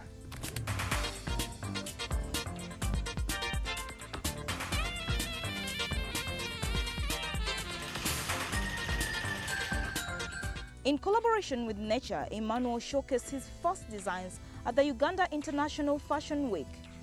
Fashion Week 2004 was inspired by the islands. For some reason, I just ended up being inspired by Hawaii and their bright culture, the beaches. So basically, it was about bright colors, plants, and my inspiration was just bright things and lots of color. It gave me more experience in being more professional and dealing with clients. The first collection I was starting out, so it was a bit laid back and I didn't have much to show. Then the second collection was more mature, more professional, and it gave me a lot of clients. So it's a good way for designers to market their stuff out there. Some of the challenges we face as designers include competition with second-hand clothes or the cheaper imports from China, which maybe cost a quarter of what we charge. But what people don't know is that the quality will be different, and maybe what you're doing is unique. Then maybe we also face another problem of Ugandans are not so creative fashion-wise. Many people don't like taking risks, and as a designer, you expect someone to take a risk. So those are some of the challenges we face. And maybe fabrics also. The availability is not so, we don't have so much variety. The variety is a bit limited in the shops. Last year, his sketches were chosen to compete for the Reds African Fashion Awards. The Reds experience was such a challenging experience because I had to squeeze 3 outfits in a limited time. And with all the chaos, I still managed to come out with 3 spectacular outfits, I guess, which were ready by that time. And it was also very good exposure, career-wise.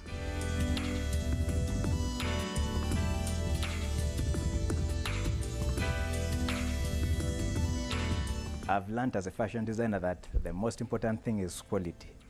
You have to stick to quality before design, before anything else.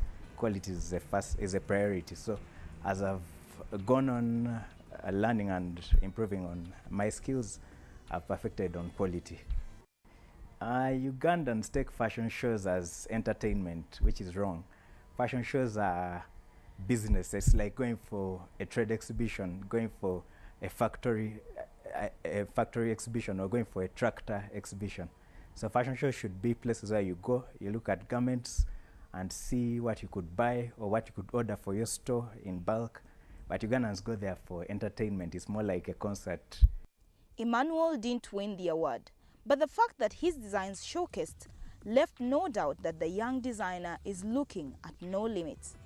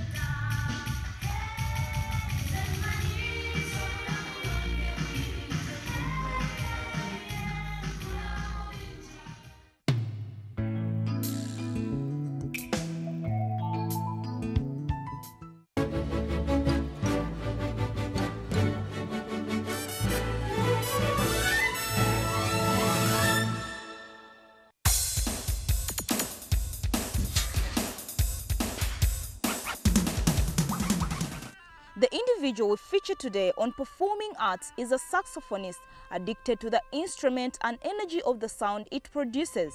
His music is so captivating that many music lovers were enthralled by his talent. Isaiah Katumwa is a Ugandan instrumentalist living in the United Kingdom.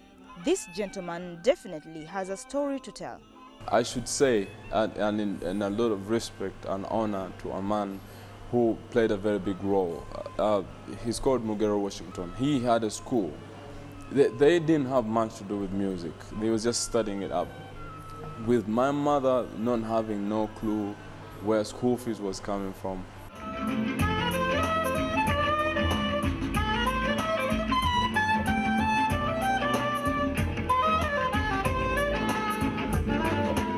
So he said, well, you can do something. So she said, unless I go and dig cassava and put it, exchange for school fees.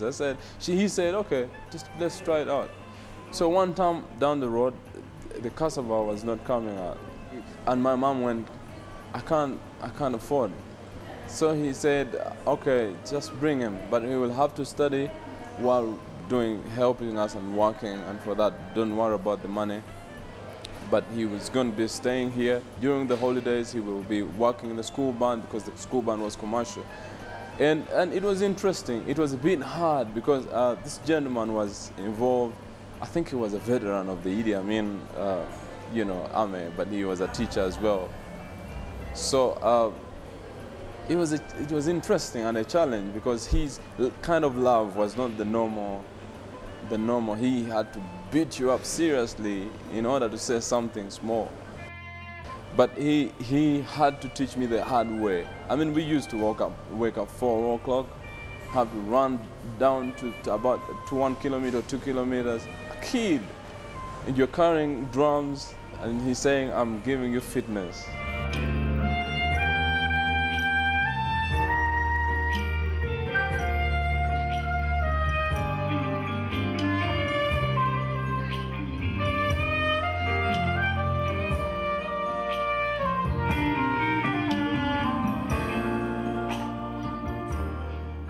Last year, Isaiah appeared on the BBC's Network Africa, and the experience he got, he only can explain. I know Jakana had the CD. I had no clue that he works for BBC. About a day after 2, they called me. I got, this is BBC, and can you come over for an interview? We want to have you on. I said, wow, yeah, I'm on. They picked me up in a car I had never seen. I was in London all the time. It was like a 2006 model. I said, wow. People were calling and sending in messages, and they said, can you stay another 2 hours? I said, of course, I'm at Bush House, man. Eventually, we were there for 4 hours. I said, yes. I actually played, they asked me, can you do some jingles for BBC? I said, why not? So in one of the breaks, I was just doing the jingles. And they said, there we go, this is BBC. And I was like, wow, it's such a privilege. The type of music Isaiah does is of Black American origin, characterized by improvisation, syncopation, usually with a regular or forceful rhythm. People like Mansuru of Afrigo and Moses Matovu, personal friends, very good friends of mine. I respect them so much. It's just that it's a different generation and they're playing different. But because I'm a saxophonist, I understand the way they tackle the instrument. It's so professional. People like Kenny G, Dev Koz, Masekela, people that are really into jazz, they speak the language.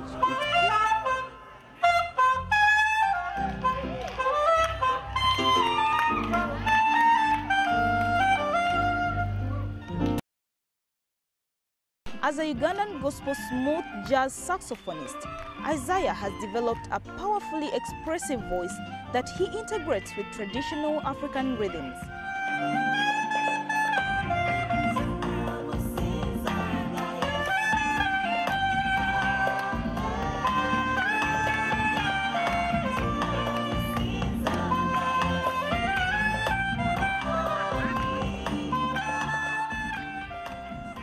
Isaiah's music is incredibly diverse, articulate, and glowingly expressive.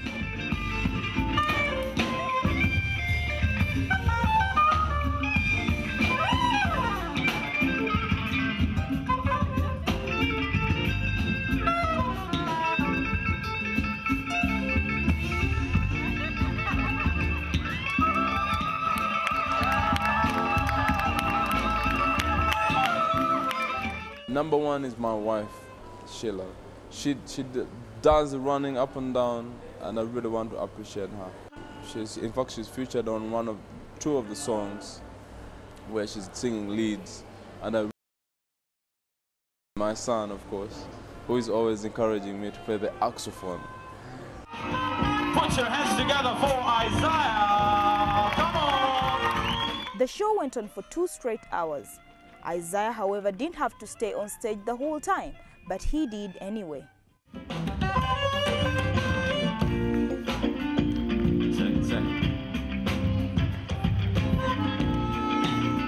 Come on.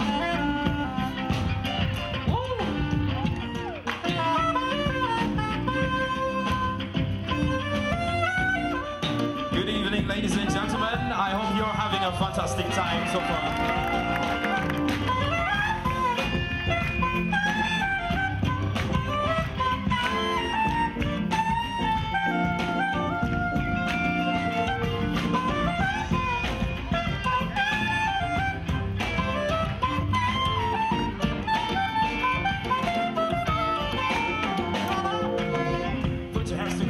Come on, let me hear a very loud scream.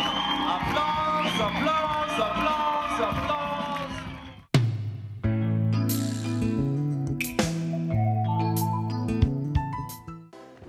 And finally, before we go, I'd like to leave you with a live performance taken off the Cards pantomime, A Fiddler on the Roof.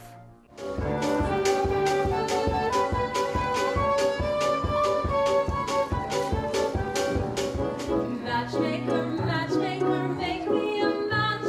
Find me a find, catch me a catch. Matchmaker, matchmaker, look through your book and make me a perfect match.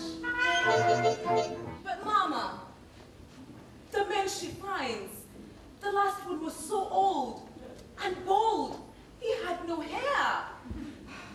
A poor girl without a dowry can't be so particular. You want hair? Marry a monkey. Saito, if your father says no, that's it. It's final. He'll yell at me. Mortal! Yacht with ducks and turkeys and geese, and chicks to the town to see it here. Squawking just as noisily as they can. With every quack and gobble and clap and keek, they would sound like a trumpet on the ear. Good Sabbath, children. Good Sabbath, Papa. Replegic, this is my eldest daughter, Zykel. Sabbath. Good Sabbath. You have a very pleasant daughter. I have 5 pleasant daughters. This is mine, and this is mine, and this is mine, and this is mine, and this is mine, and this is not mine. Red Budget, this is mortal Camsoil. That's it for this edition of the Art and Design Show. Remember, all mankind's inner feelings eventually manifest themselves as an outer reality. If you have any comments or suggestions towards the show, send us mail on art@ntvuganda.co.ug. Whatever it is, we're glad to read from you.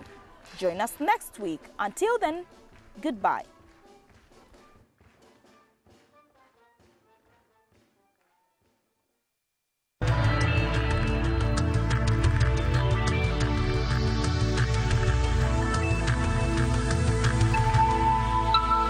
This is NTV.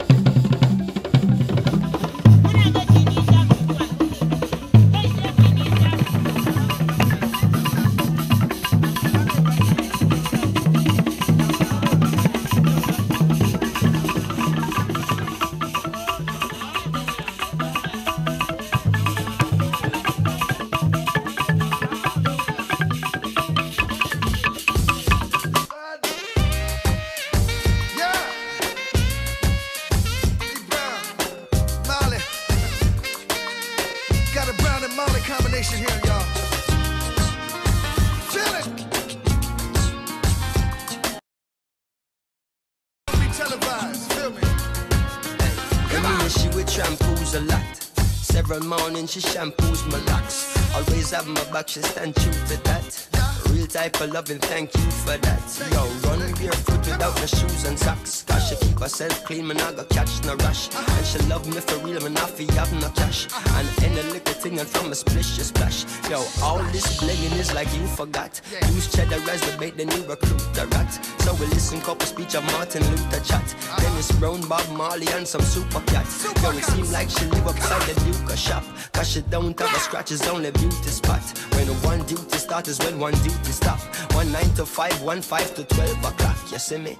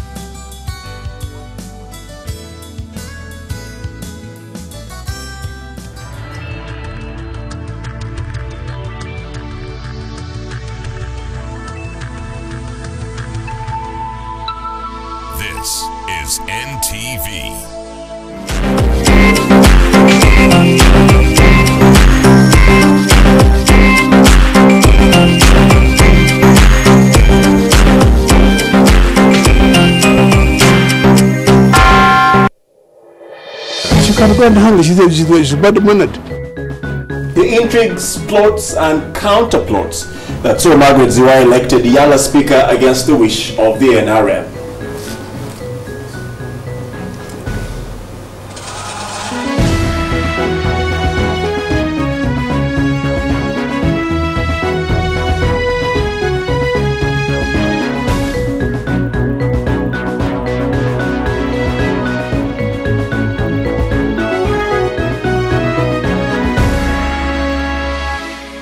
It is Wednesday evening, the 6th day of June 2012. It is 9 p.m. and we are broadcasting live from Kampala. Tonight, with less than 24 hours to the State of the Nation address, we will be hearing from politicians and experts on what they're expecting from President Museveni's speech. But what is the key priority area for you? Well, you have the chance to have your say on tonight's poll. This and so much more coming up right after the rest of the headlines.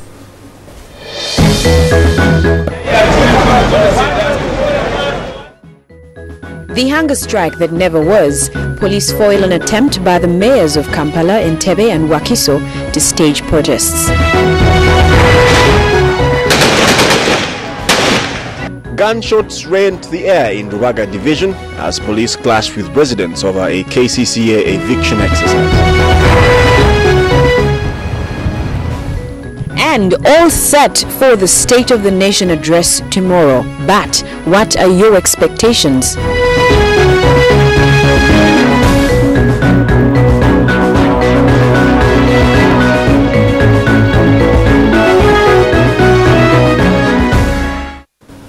Welcome to NTV Tonight. I am Rachel Arinitwe. And I am Gabriel Epenu. Thank you for joining us. Tonight, police have released 4 divisional mayors without charges after a planned hunger strike at the Constitutional Square was blocked. Kawempe Mayor Mubarak Munyagwa, Mohamed Chiseka from Kashiri, Wakaima Nsereko from Nansana, and Sempebwa Tony, who arrived in a taxi each carrying mats and pillows, were reportedly roughed up by police before being whisked away to the Central Police Station.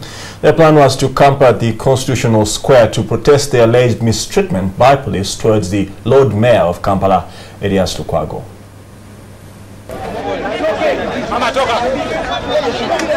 4 town council mayors come to the Constitutional Square, which is directly opposite the Central Police Station, to demonstrate peacefully against what they call manhandling and disrespect of leaders.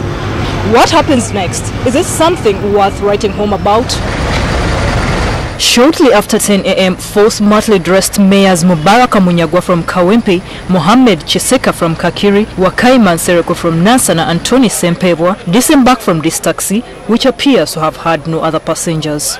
Out they come, armed with mats, pillows and Quran and newspapers, to while away the day as they begin their hunger strike at their choice of destination, the Constitutional Square. Hurriedly, they dive under the not-so-tightly established boundary which keeps civilians away from the Constitutional Square gardens, or is guarded by police, but this time catching the police unawares. Some policemen realize there is an invasion and quickly jump in to scatter them, and a scuffle ensues. We are very peaceful. No, you first to come.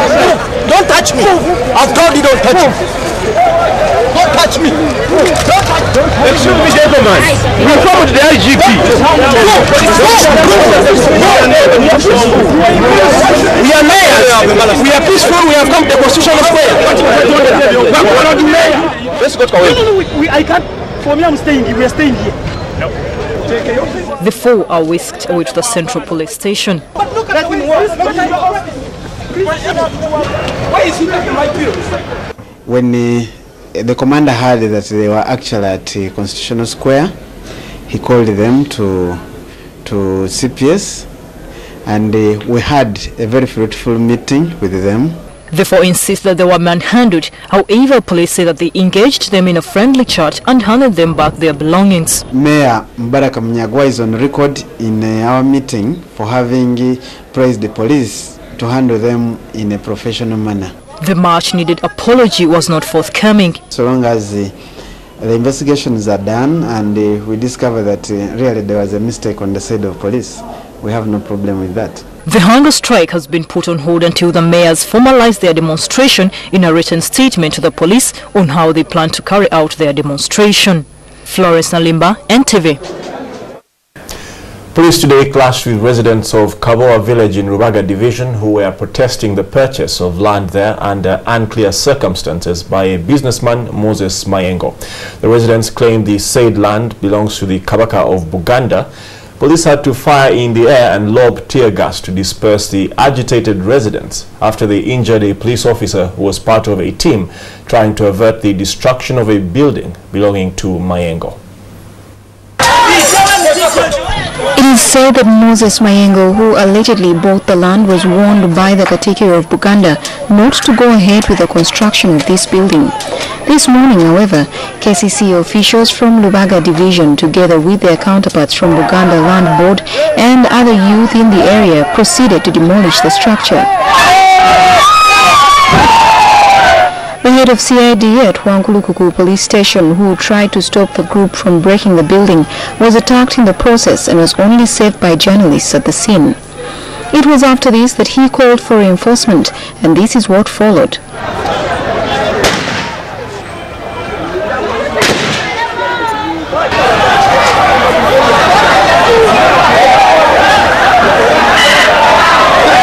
Area leaders later tried to bring the different parties to a compromise. It's a cultural site which should be reserved for Mujaguzo, because this is a Mujaguzo area.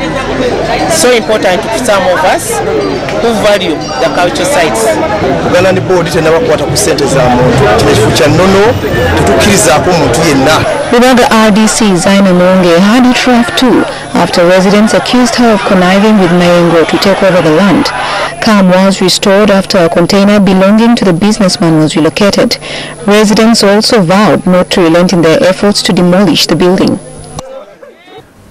Now, approximately 65% of the children in Kiandongo and Masindi districts are engaged in child labor, according to a new report released by a non-governmental organization, Platform for Labor Action. The research conducted in the two districts revealed that the problem is prevalent during the planting and harvesting seasons. This percentage is also reflected in the high dropout rate from universal primary education schools. Hilary Ayasiga explains more. The research conducted between April and July last year paints a grim picture of children living in tobacco growing areas. Most of the children started working when they were less than 10 years. During the planting phase, the children work 6 to 7 hours a day. The elder children are involved in preparing the land. The young ones are more involved in transplanting, watering, weeding. But after completing this hard task, they are paid peanuts. For example, weeding a quarter of an acre, they are paid 5,000 shillings, and yet the adults are paid 10,000 for a similar assignment. Sometimes children are paid by the piece of land worked, which is very exploitative. During the harvest season, the children are paid between 100 to 200 shillings for stitching tobacco leaves on one standard stick.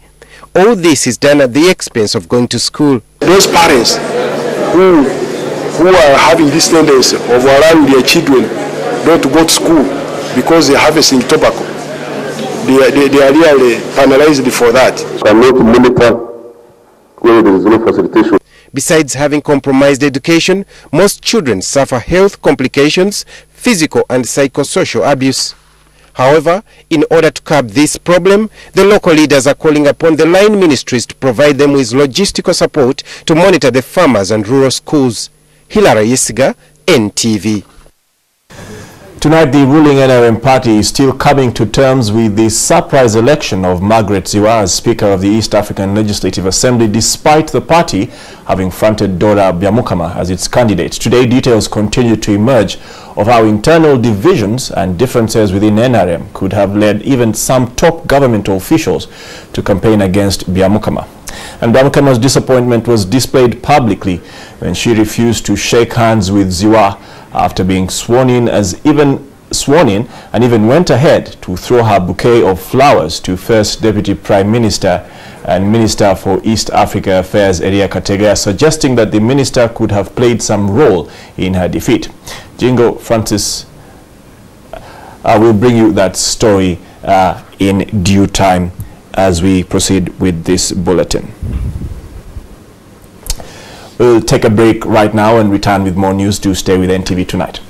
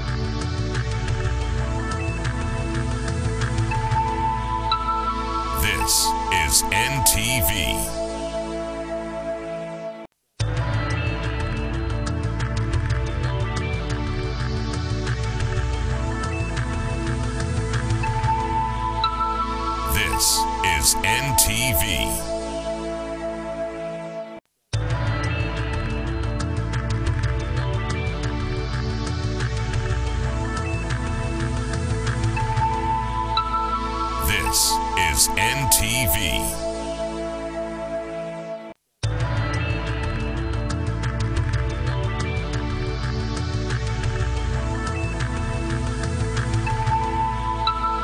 This is NTV.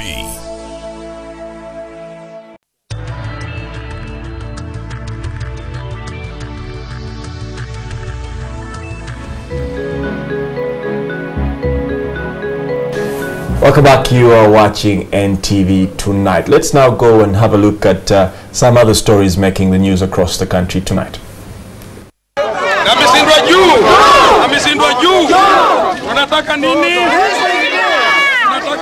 Residents and leaders from Namisindra village in Manafwa took to the streets protesting the delayed approval of the proposed district status. Namisindra is one of the new districts approved by Parliament to be carved out of Manafwa district. 1894, we have never had anything of prominence from this district, the proposed district. People want to move away. In good spirit, it is a people's own request, and we are telling the nation now, it's a people's own request. We have tried our best. Even the district recently appealed to the president. We may go even for demonstrations up to State House.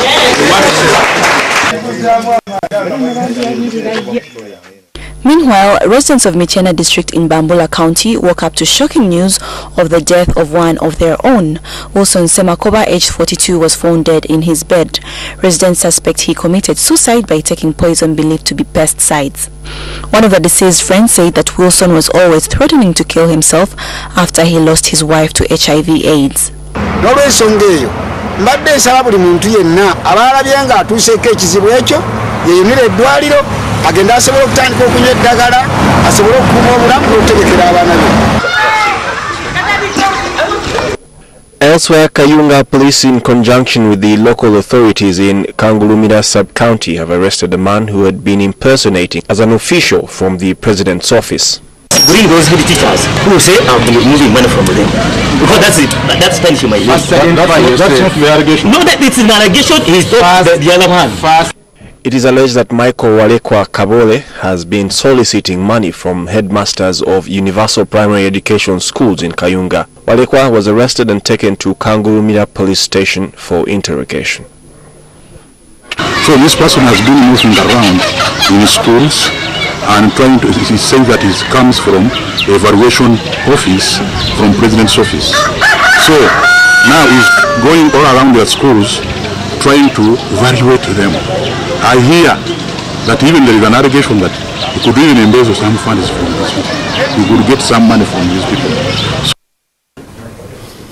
Well, all is set for the State of the Nation address to be delivered by President Yoweri Museveni tomorrow. But just what should Ugandans expect to hear from the president? NTV's Maurice Ochol sought the views of opinion leaders and analysts and filed the following report. A sticky issue that the public feels has not been given the attention it deserves is the youth fund that has been highly criticized as an empty promise by the youth. President Museveni, in his State of the Nation address last year, initiated a 25 billion youth fund to cure unemployment levels. Just a fraction of the youth have so far received this money. And I really want him to tell us what is next.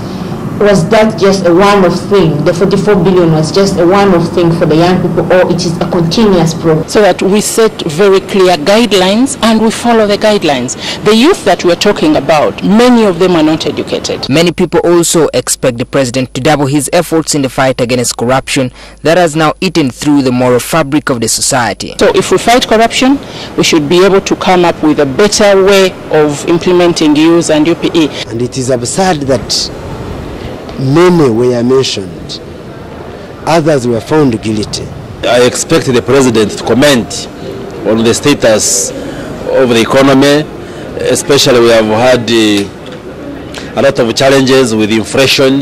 The inflation was so bad, so high, and we also had a very terrible power shortages. Infrastructure is another area that Ugandans would like to hear good news about. The road network across the country is in a deplorable state, much as the budget to road sector has been doubled. The state of roads is in bad state, and we expect that the president should really come up with a solutions. How do we solve the problem of roads? What I expect is to address unemployment, which is a fundamental problem in this country. Analysts expect that the president will give the judiciary the independence it deserves. Critics have attacked the judiciary for being biased. Also, the land policy is another of the factors that has created more wrangles in the country than was never before. Judiciary in this country have become tenants. We have recently seen the Supreme Court move into a private building. We've recently seen a division of the High Court moving into a private building. Other pointers like human.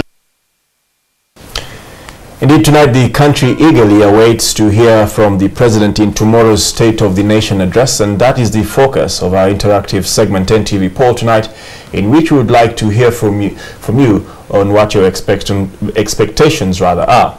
So we ask you, what do you think are the priority issues that the President should address himself to in the State of the Nation address tomorrow? What do you think are the priority issues the President should tackle in his State of the Nation address tomorrow? Well, tonight it's not a yes or no question. We just want to hear your views. So do send those through to 8778, starting with your comment followed by your name and where you are texting from. We shall be reading some of your comments in tonight's newscast.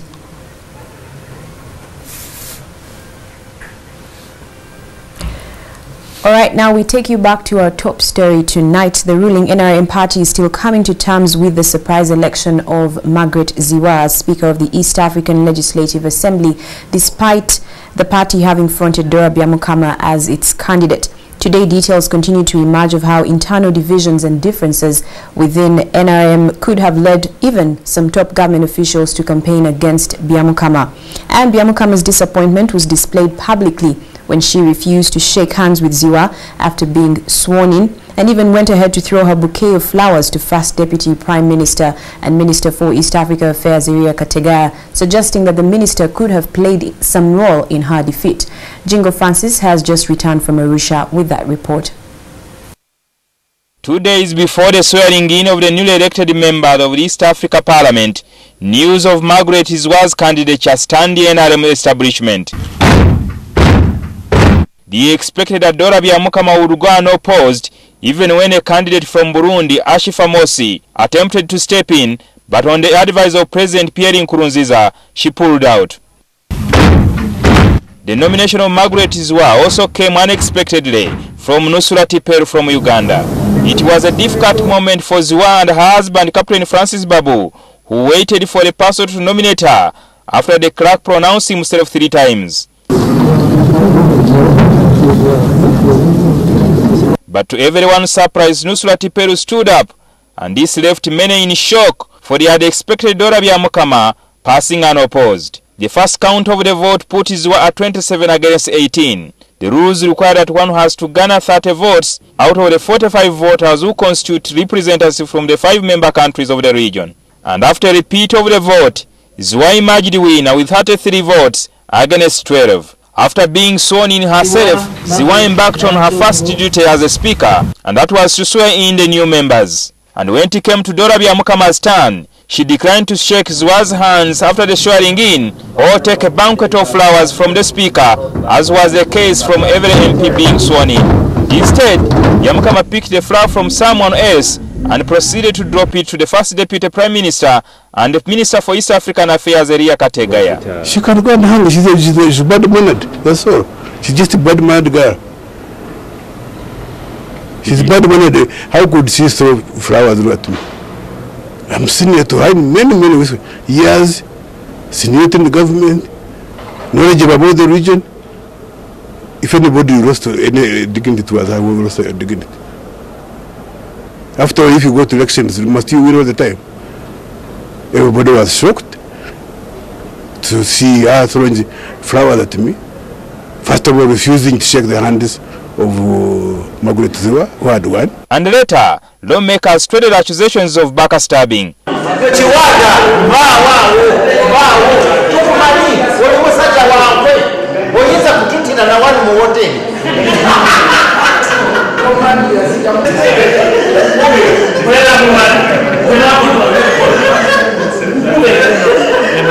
About 50 MPs, majorly from NRM, are accusing Mike Mukula and Elia Kategaya for allegedly masterminding a plot to have the official NRM candidate upstaged. President has got an uphill task to convince us that we should accept Zuwa as a speaker representing Uganda.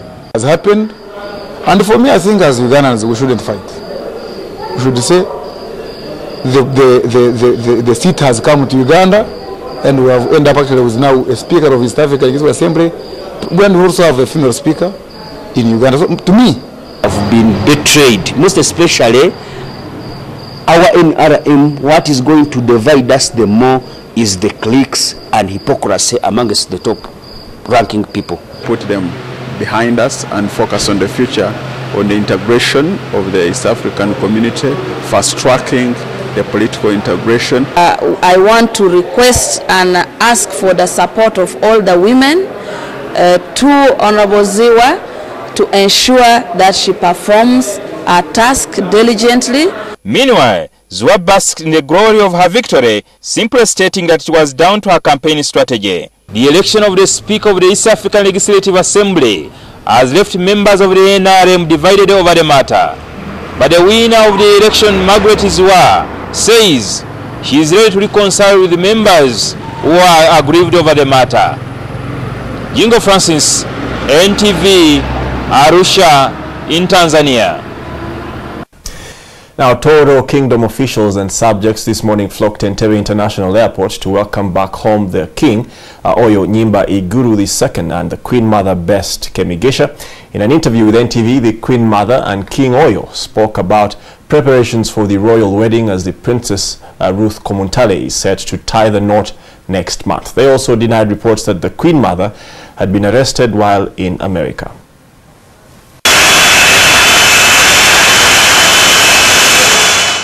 The Omukama of Toro Kingdom, Oyo Nyimba, and the Queen Mother Best Kemigesha arrived in the country this morning ahead of the Princess Ruth Komuntale's wedding next month.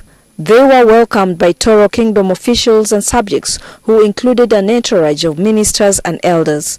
Preparations for the wedding are in high gear for Princess Komuntale, who is set to walk down the aisle with her American fiancé, Christopher Thomas, at St. John's Cathedral in Fort Portal. The Queen Mother also dispelled media reports in a section of the local press that claimed she had been arrested on grounds that she was in possession of fake dollars. People have been writing. I'm surprised to know, even now I'm here and they're still writing about me. It's very sad. That's all I can say. It's very sad for the country, it's sad for the people of Toro, it's sad for those people who are writing about me. I don't know why. I think I will get to know the reason. Nothing happened, and still I'm here, they're still writing. Meanwhile, the king thanked those that welcomed him and urged the people of Toro to work hard for the good of the kingdom. Just to keep supporting, the kingdom. They've been doing a very good job. The way they welcomed us at the airport, it was very good. I was impressed, and just keep on working hard so we can build a better Toro for the future. That's our main goal. That's my goal. Now, it's bordered by South Sudan in the north and trade between Uganda's northern district of Kitgum and Juba is brisk. But Kitgum town is slowly recovering from the two-decade LRA insurgency that left many social infrastructure dysfunctional. In today's NTV Connect, Irina Mialo visits Kitgum to find out how it is slowly getting back on its feet.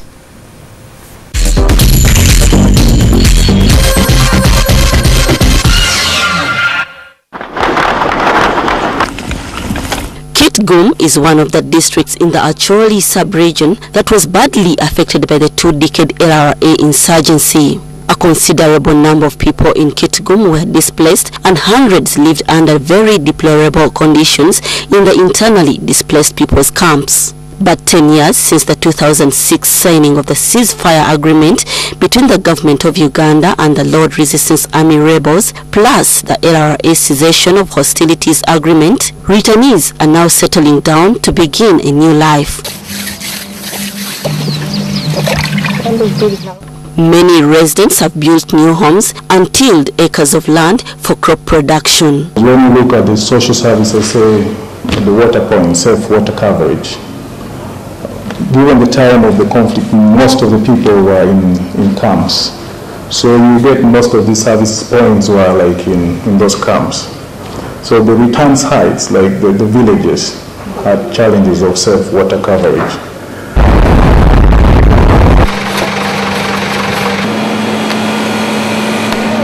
Like many towns across the country, the roads in Kitgum are in a poor state, making the transportation of goods and services difficult. Most of our roads are seasonal roads, so with rainy seasons like this, some of them become very challenging to pass. Not much development has been forthcoming in this district of 10 sub-counties, with poverty levels soaring at 60%. Despite several challenges, including recovering from the war, Kitgum is blossoming with business.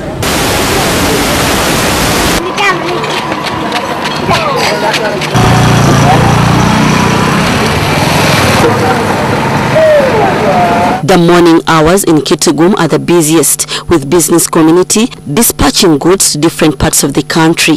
Generators are a common sight in Kitgum, and eating places like this one can only run their business successfully without interruptions.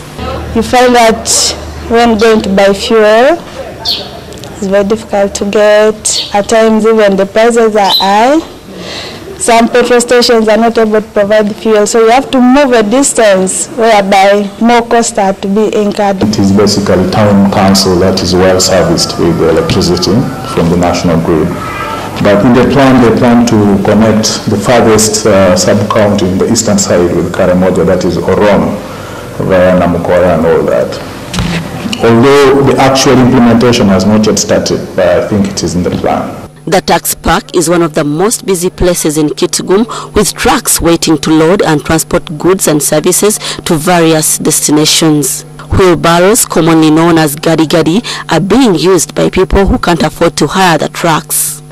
But now when these people came here, we were getting a easy transport. We are going to pay them 3,000-ton service. But when these people were not there by then, we used to hire a pickup. Slowly but surely, Kitgum is regaining its one-time glory. In the next 5 years, if we embrace hard work, we embrace hard work, and then we utilize the land we have, then we should be able to increase our production and then increase on the income we have. Irene Namialo, NTV Connect.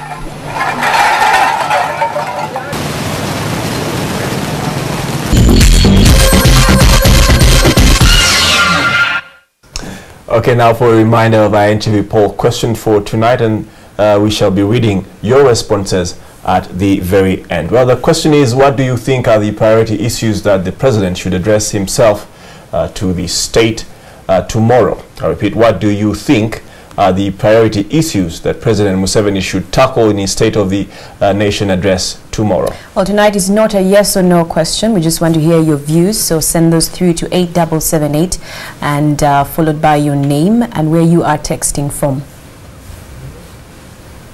All right, we're joined by Joel Kamadi, who's here to give us the latest in NTV business. Over to you, Joel. Thank you, Rachel. Thank you, Gabriel. Now, tonight we continue our focus of our budget analysis feature series. But also tonight, several real estate sector players have agreed to form a federation to create an umbrella body for the sector. I will be telling you about this and so much more in NTV Business up next. I think I'm the most seasoned politician of this time. And when I say that, I think you know. I've been having the most difficult constituency of Kampala.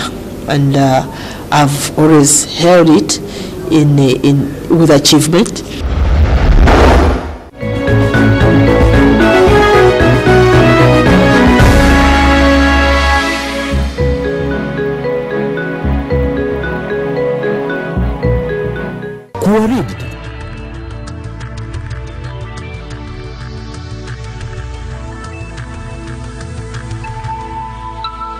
This is NTV. NTV.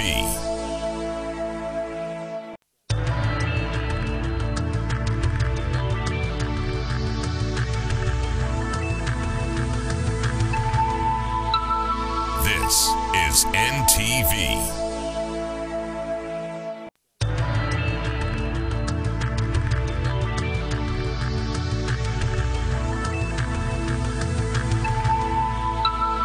This is NTV.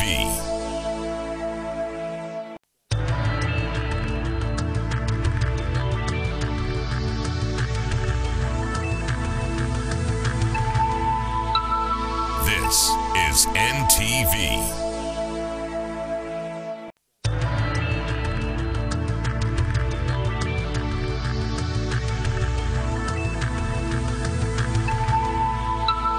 This is NTV.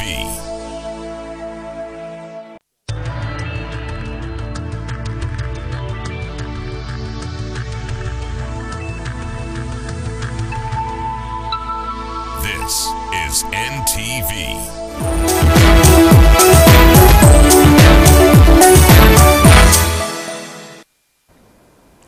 Good evening, I'm Joel Kamadi and welcome to NTV Business. Now tonight, the concluding financial year infrastructure development was one of the areas prioritized in government's budgetary allocation with a view of stimulating the needed economic growth. The results of that promise in real terms, especially in regards to road construction and railway development, is the focus of our budget analysis feature today. In the 2010-2011 national budget, allocations for infrastructure had works and transport secure 1.3 trillion shillings, energy and mineral development 1.2 trillion shillings. Kampala City Council Authority for Road Maintenance obtained 43 billion shillings from government. All the same, development partners such as the International Monetary Fund believe that evidence of failure in executing planned projects has been part of the key challenge in Uganda's ability to actualize allocations. There's a big backlog of World Bank financed infrastructure projects that haven't yet been dispersed. They're committed, the World Bank has set the money aside, but they haven't been dispersed. And that's a real challenge. Before you start to think about Eurobonds or other creative financing avenues to build up infrastructure, you should ask yourself why it's so hard to spend money from the World Bank, which is almost free. And the National Roads Authority itself, that was allocated 900 billion according to the 2011-2012 national budget, says it received a fair percentage of that amount, although the sector will remain indebted going forward. And we received approximately 70% of the budget allocated to us this financial year. But of course, that means we are going to end this financial year with debts. We are moving into the next financial year with debts amounting to over 200 billion. And that means that that obligation will encroach on our budget for next financial year. Early this year, after launching the $100 million Lamu South Sudan-Ethiopia transport corridor, Kenya is asking Uganda to quickly revamp the internal network in order to link it into the new network. And we do believe that along the way, we should also be able to link it to the eastern Uganda so that any goods going to Kotido, where I've had the pleasure of driving all the way to, could well come through that line. And Moroto and anything from Tororo upwards, we could well link it to that, as we also get to serve through the Gulu-Pakwach line into Juba. But with such numerous infrastructure projects lined up for development, evidently on a slow progressive path, experts are insisting that government ought to refocus on them in order to support production. Well, there is no money, so there is a lot of work to do at the macro level. And so long as we don't have enough money to inject into the productive sector, then we are going to have monetary policy overburdened. What should have been short term becomes perpetual, you know. And with at least 150 megawatts now active on the national grid, industrialists in particular remain anxious that government needs to scale up investments in energy. Reina Ojan, NTV Business. Now, several real estate sector players have agreed to form a federation to create an umbrella body for the sector During a meeting with the Minister for Economic Monitoring, Henry Banyenzaki, players raised the glaring lack of a central real estate database, which they say has stifled the sector's development plans. Samuel Setumba has more. It is claimed that one of the fastest growing sectors in Uganda is real estate. But where are such numbers derived? Plus, are they reliable? That is the real estate players' query, based on Uganda's lack of a centralized real estate database. There's no way any emerging market property sector can prosper and develop if the information is lacking, if it's scanty, and I think it's dangerous. It doesn't give a true reflection of what's happening in the country as a whole, and it's giving a wrong impression to any investors out there who will come in and want to know. The real estate and property sector has had one of their toughest years since the boom, starting with the accessing of the land registry. We'll handle most of the work in digital format. These companies as we're going through it is a short-term thing. By September, we should be seeing an end to it. Then this interest rate question. The interest rate has a very big problem that it discourages investment. It hikes real estate prices. The process to create a sector-wide federation that will include developers, managers, sellers and more has been started today. Samuel Setumba, NTV Business. In the financial markets, the shilling slightly gained against the dollar, having touched the 2,500 shilling mark yesterday. We have more in the financial market report.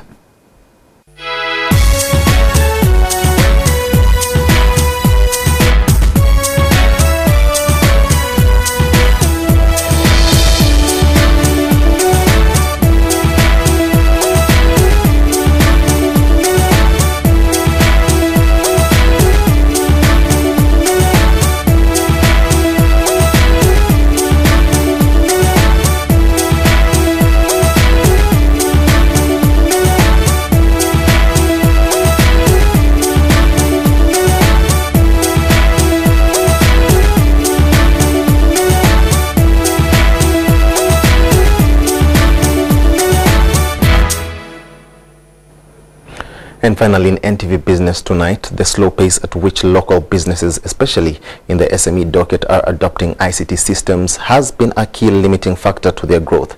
According to the Google Communications Manager for East Africa, Dorothy Oko, most business growth prospects today are anchored on the ability of brands to build strong online identities, a reality she says is crucial for local players to adopt. If you have a business and you're not online, you're only able to influence just a few people around you. So as we were saying, if you're on Luuma Street and you are only there and no one else knows where you exist, it's only people around there who know that you exist. If you go online, it means someone in Barara can actually find out the business you're doing and want to trade with you, someone in Jinja, someone in Nairobi. So we're encouraging more businesses to create their websites and have their content online, so Ugandans can actually go online and find the content they need.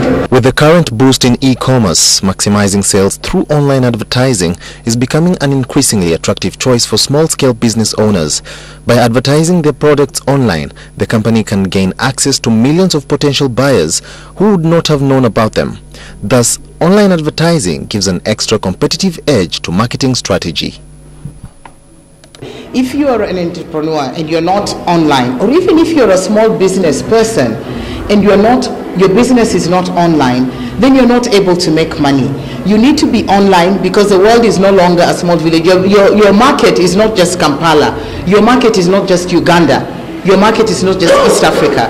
Your market is not just Sub-Saharan Africa. Your market is big.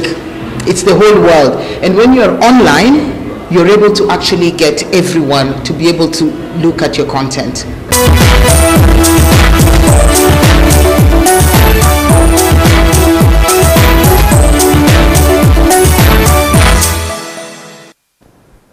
And that winds up NTV Business for tonight. Back to you, Gabriel and Rachel. Thank you, Joel. Thank you so much, Joel. Now coming up after the break is NTV Sport.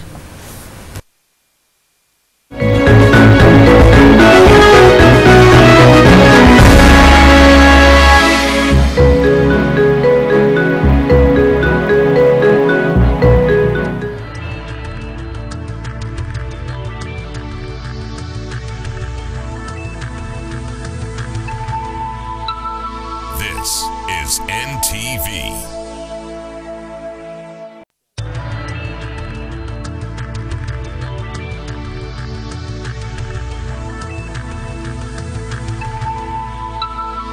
This is NTV.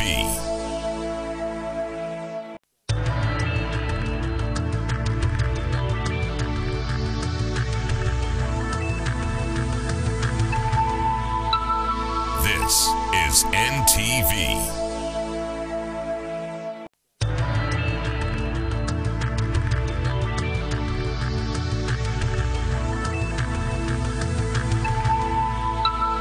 This is NTV.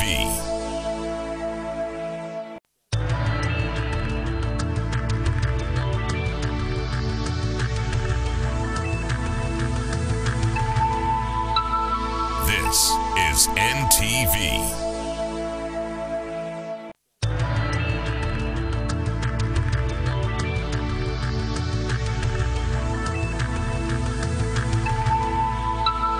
This is NTV.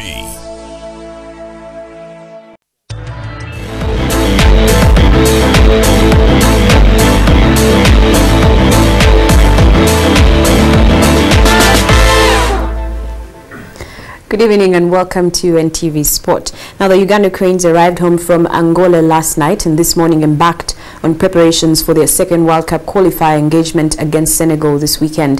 The 32-man squad trained at Namboole Stadium as FUFA remains still uncertain about the arrival and accommodation of the visiting Senegalese team. The Uganda Cranes, who returned last night from Angola, resumed training this morning at the Mandela National Stadium in preparation for Senegal this weekend. Uganda will be hosting Senegal in their second game of the 2014 World Cup qualifiers. The first game last weekend in Angola ended in a 1-1 draw, a result Coach Bobby Williamson believes should have been better. We've got to try and rectify that situation by not losing early goals and giving ourselves a chance to go in and win a game by scoring first. Williamson enjoyed a full house training as the 18 players from Angola joined the rest of the group who stayed behind. The Cranes conceded a 7th-minute goal in Rwanda, a situation that goalkeeper Denison Nyango believes should not happen again this Saturday. It's not good for the team that has been having clean sheets in the past campaign, so I think it's going to be a tough game. We all know it's going to be tough, but we need to do our best. We are at home and we need to take the game to them. So it's a 50-50 chance, but we stand more chances than them. Meanwhile, the Senegalese delegation of 48 people is expected to arrive in Kampala tomorrow. FUFA spokesperson Rogers Mulinda says the visiting team have kept their arrival time and hotel to themselves. They are being too secretive. Even where they are going to stay, they were in Munyonyo, we monitored them, they came to Serena, to Sheraton. So one of those three, I think, will be there. But they don't even want to disclose those details. Meanwhile, the management of Namboole Stadium and the Federation of Uganda Football Association are still locked in a disagreement over the fees to be paid for Uganda Cranes to use the National Stadium this Saturday for the 2014 World Cup qualifier against Senegal on Saturday. Now, despite the anomaly, security officials have set measures, including a restriction on hawkers and motorcycle riders from getting close to the stadium. Alfred Odong reports. There is still uncertainty surrounding whether Uganda Cranes will be in position to use these facilities at Namboole Stadium as they host their 2014 FIFA World Cup qualifier against Senegal this weekend. The officials here are said to have been asking for 100 million shillings before coming down to 80. Now FUFA says that they have told them to pay 97 for the game to be played on Saturday. Today I have learnt from Namboole, according to the communication we have, that for us to use that arena, we need to pay 70 million. That's the playing turf, 70 million. And I have also learned that for us to use that the scoreboard, we need to pay 14 million. FUFA has been paying 30 million shillings to use this facility, but management has since raised the fees as a result of increased cost of maintenance. The National Football Governing Board has asked the Prime Minister to intervene. They are ready to part with 15% of the total gate collection, but managers at Namboole have suspicion FUFA will not declare the exact amount collected. Despite this anomaly, security officials from the police, military and intelligence departments gathered here to plan how to manage crowds and ensure safety of players and fans. They're going to deploy a minimum of 4,000 security personnel from different security agencies, and definitely I'm not going to go deep into the details of that deployment. The orders we give hawkers and motorcyclists will not be allowed within the premises of the stadium. Alfred Odong, NTV Sport. onwards of what he has done. Now, Rafael Nadal remains on course for a record 7th French Open title after easing past Nicolas Almagro in the quarterfinals at Roland Garros. Novak Djokovic is set to face Roger Federer in the French Open semi-finals as Samantha Stosur draws close to the final. These and Bradley Wiggins retaining the lead second stage of the Dauphin Libère in our international sports wrap. Rafael Nadal remains on course for a record 7th French Open title after easing past Nicolas Almagro in the quarterfinals at Roland Garros. The number 2 seed struggled to shake off his fellow Spaniard in the first set but had no problem from then on. His 7-6, 7-4, 6-2, 6-3 victory was his 50th win on the Paris clay, having lost only once in 8 tournaments. World number 1 Novak Djokovic saved 4 match points to secure a thrilling 5-set victory over Joe Wilfried Tsonga in the French Open last 8. Djokovic was on the brink of defeat but managed to secure a 6-1, 5-7, 5-7, 7-6, 8-6, 6-1 win in more than 4 hours. The sub will now play Roger Federer in the semi-finals after he also came through in a grueling 5-set match. The 16-time Grand Slam champion seeded third overcame Argentina's Juan Martín del Potro's 3-6, 6-7, 6-2, 6-love, 6-3. US Open champion Sam Stosur fought hard to secure a place in the French Open semi-finals where she will play Sara Errani of Italy. It's never easy to come out here. It's a little bit windy and playing an opponent who really was going for it, so very pleased to play the way I did and get through. Yeah, the last few years have been very good to me here in Paris. I love playing on this court and yeah, it doesn't get any better than this. In cycling, defending champion Bradley Wiggins retained his lead after the second stage of the Dauphin Libère. The 32-year-old Briton finished 9th in the trailing pack, all with a time of 4 hours, 2 minutes and 38 seconds. That ensured the team skyride an overall lead of 1 second over Tour de France champion Cadel Evans and Ukraine's Andrei Greco. In Formula 1, Fernando Alonso believes this weekend's Canadian Grand Prix could reveal whether Ferrari will be competitive enough to sustain its World Championship challenge for the rest of the 2012 season. Alonso currently holds a 3-point lead over Red Bull drivers Sebastian Vettel and Mark Webber in the standings, despite Ferrari having started the season a long way off the pace. The ultimate target will be leading the championship after the final race in Brazil, and this is November. We know it's a long championship. We know that in terms of points, the first 6 races brought us the necessary points to be in the group of the leaders. So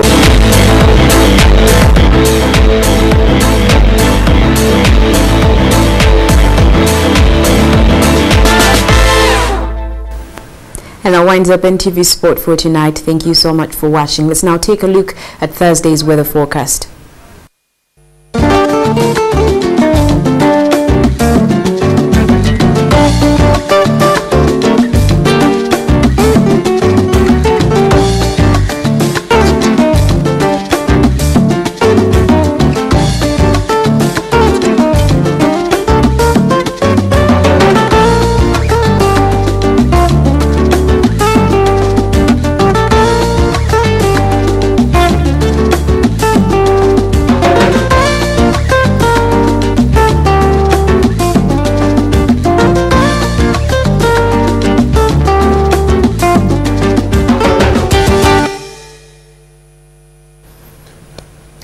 Okay, now earlier in our NTV poll question, we asked you what do you think are the priority issues that President Museveni should tackle in his State of the Nation address tomorrow. All right, thank you so much for all your comments. Let's quickly sample some of those. We've got Beinum Gisha Godfrey in Soroti saying the president should talk about the economy, especially on central bank interest rate borrowing, about the youth loan fund as well. Okay, Korach Isaac, you say the nodding disease and health in general, education and job creation. Someone who goes by the initial G in Chenjojo saying salary for teachers is what he would like to be addressed in the State of Nation address. Matsiko Gerald, you say roads like the Kabale to Bunyonyi Road, which President Museveni promised would be worked on. All right, Paul Kitio in Mengo saying the issue of oil and term limits are still pending. The president should address these. Okay, and finally, Chobe Dickens, you say the education system should be overhauled. The syllabi has to be fixed and made a more practical one.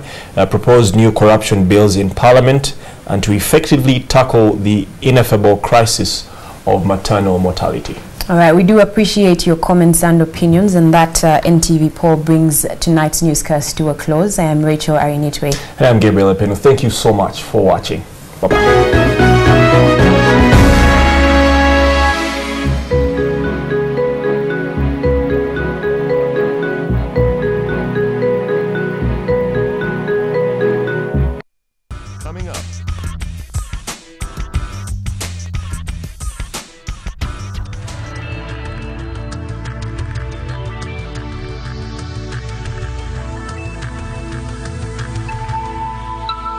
This is NTV.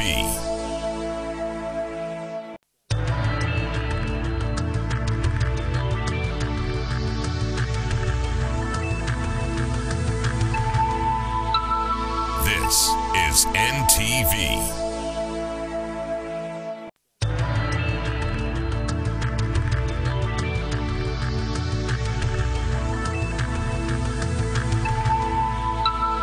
This is NTV.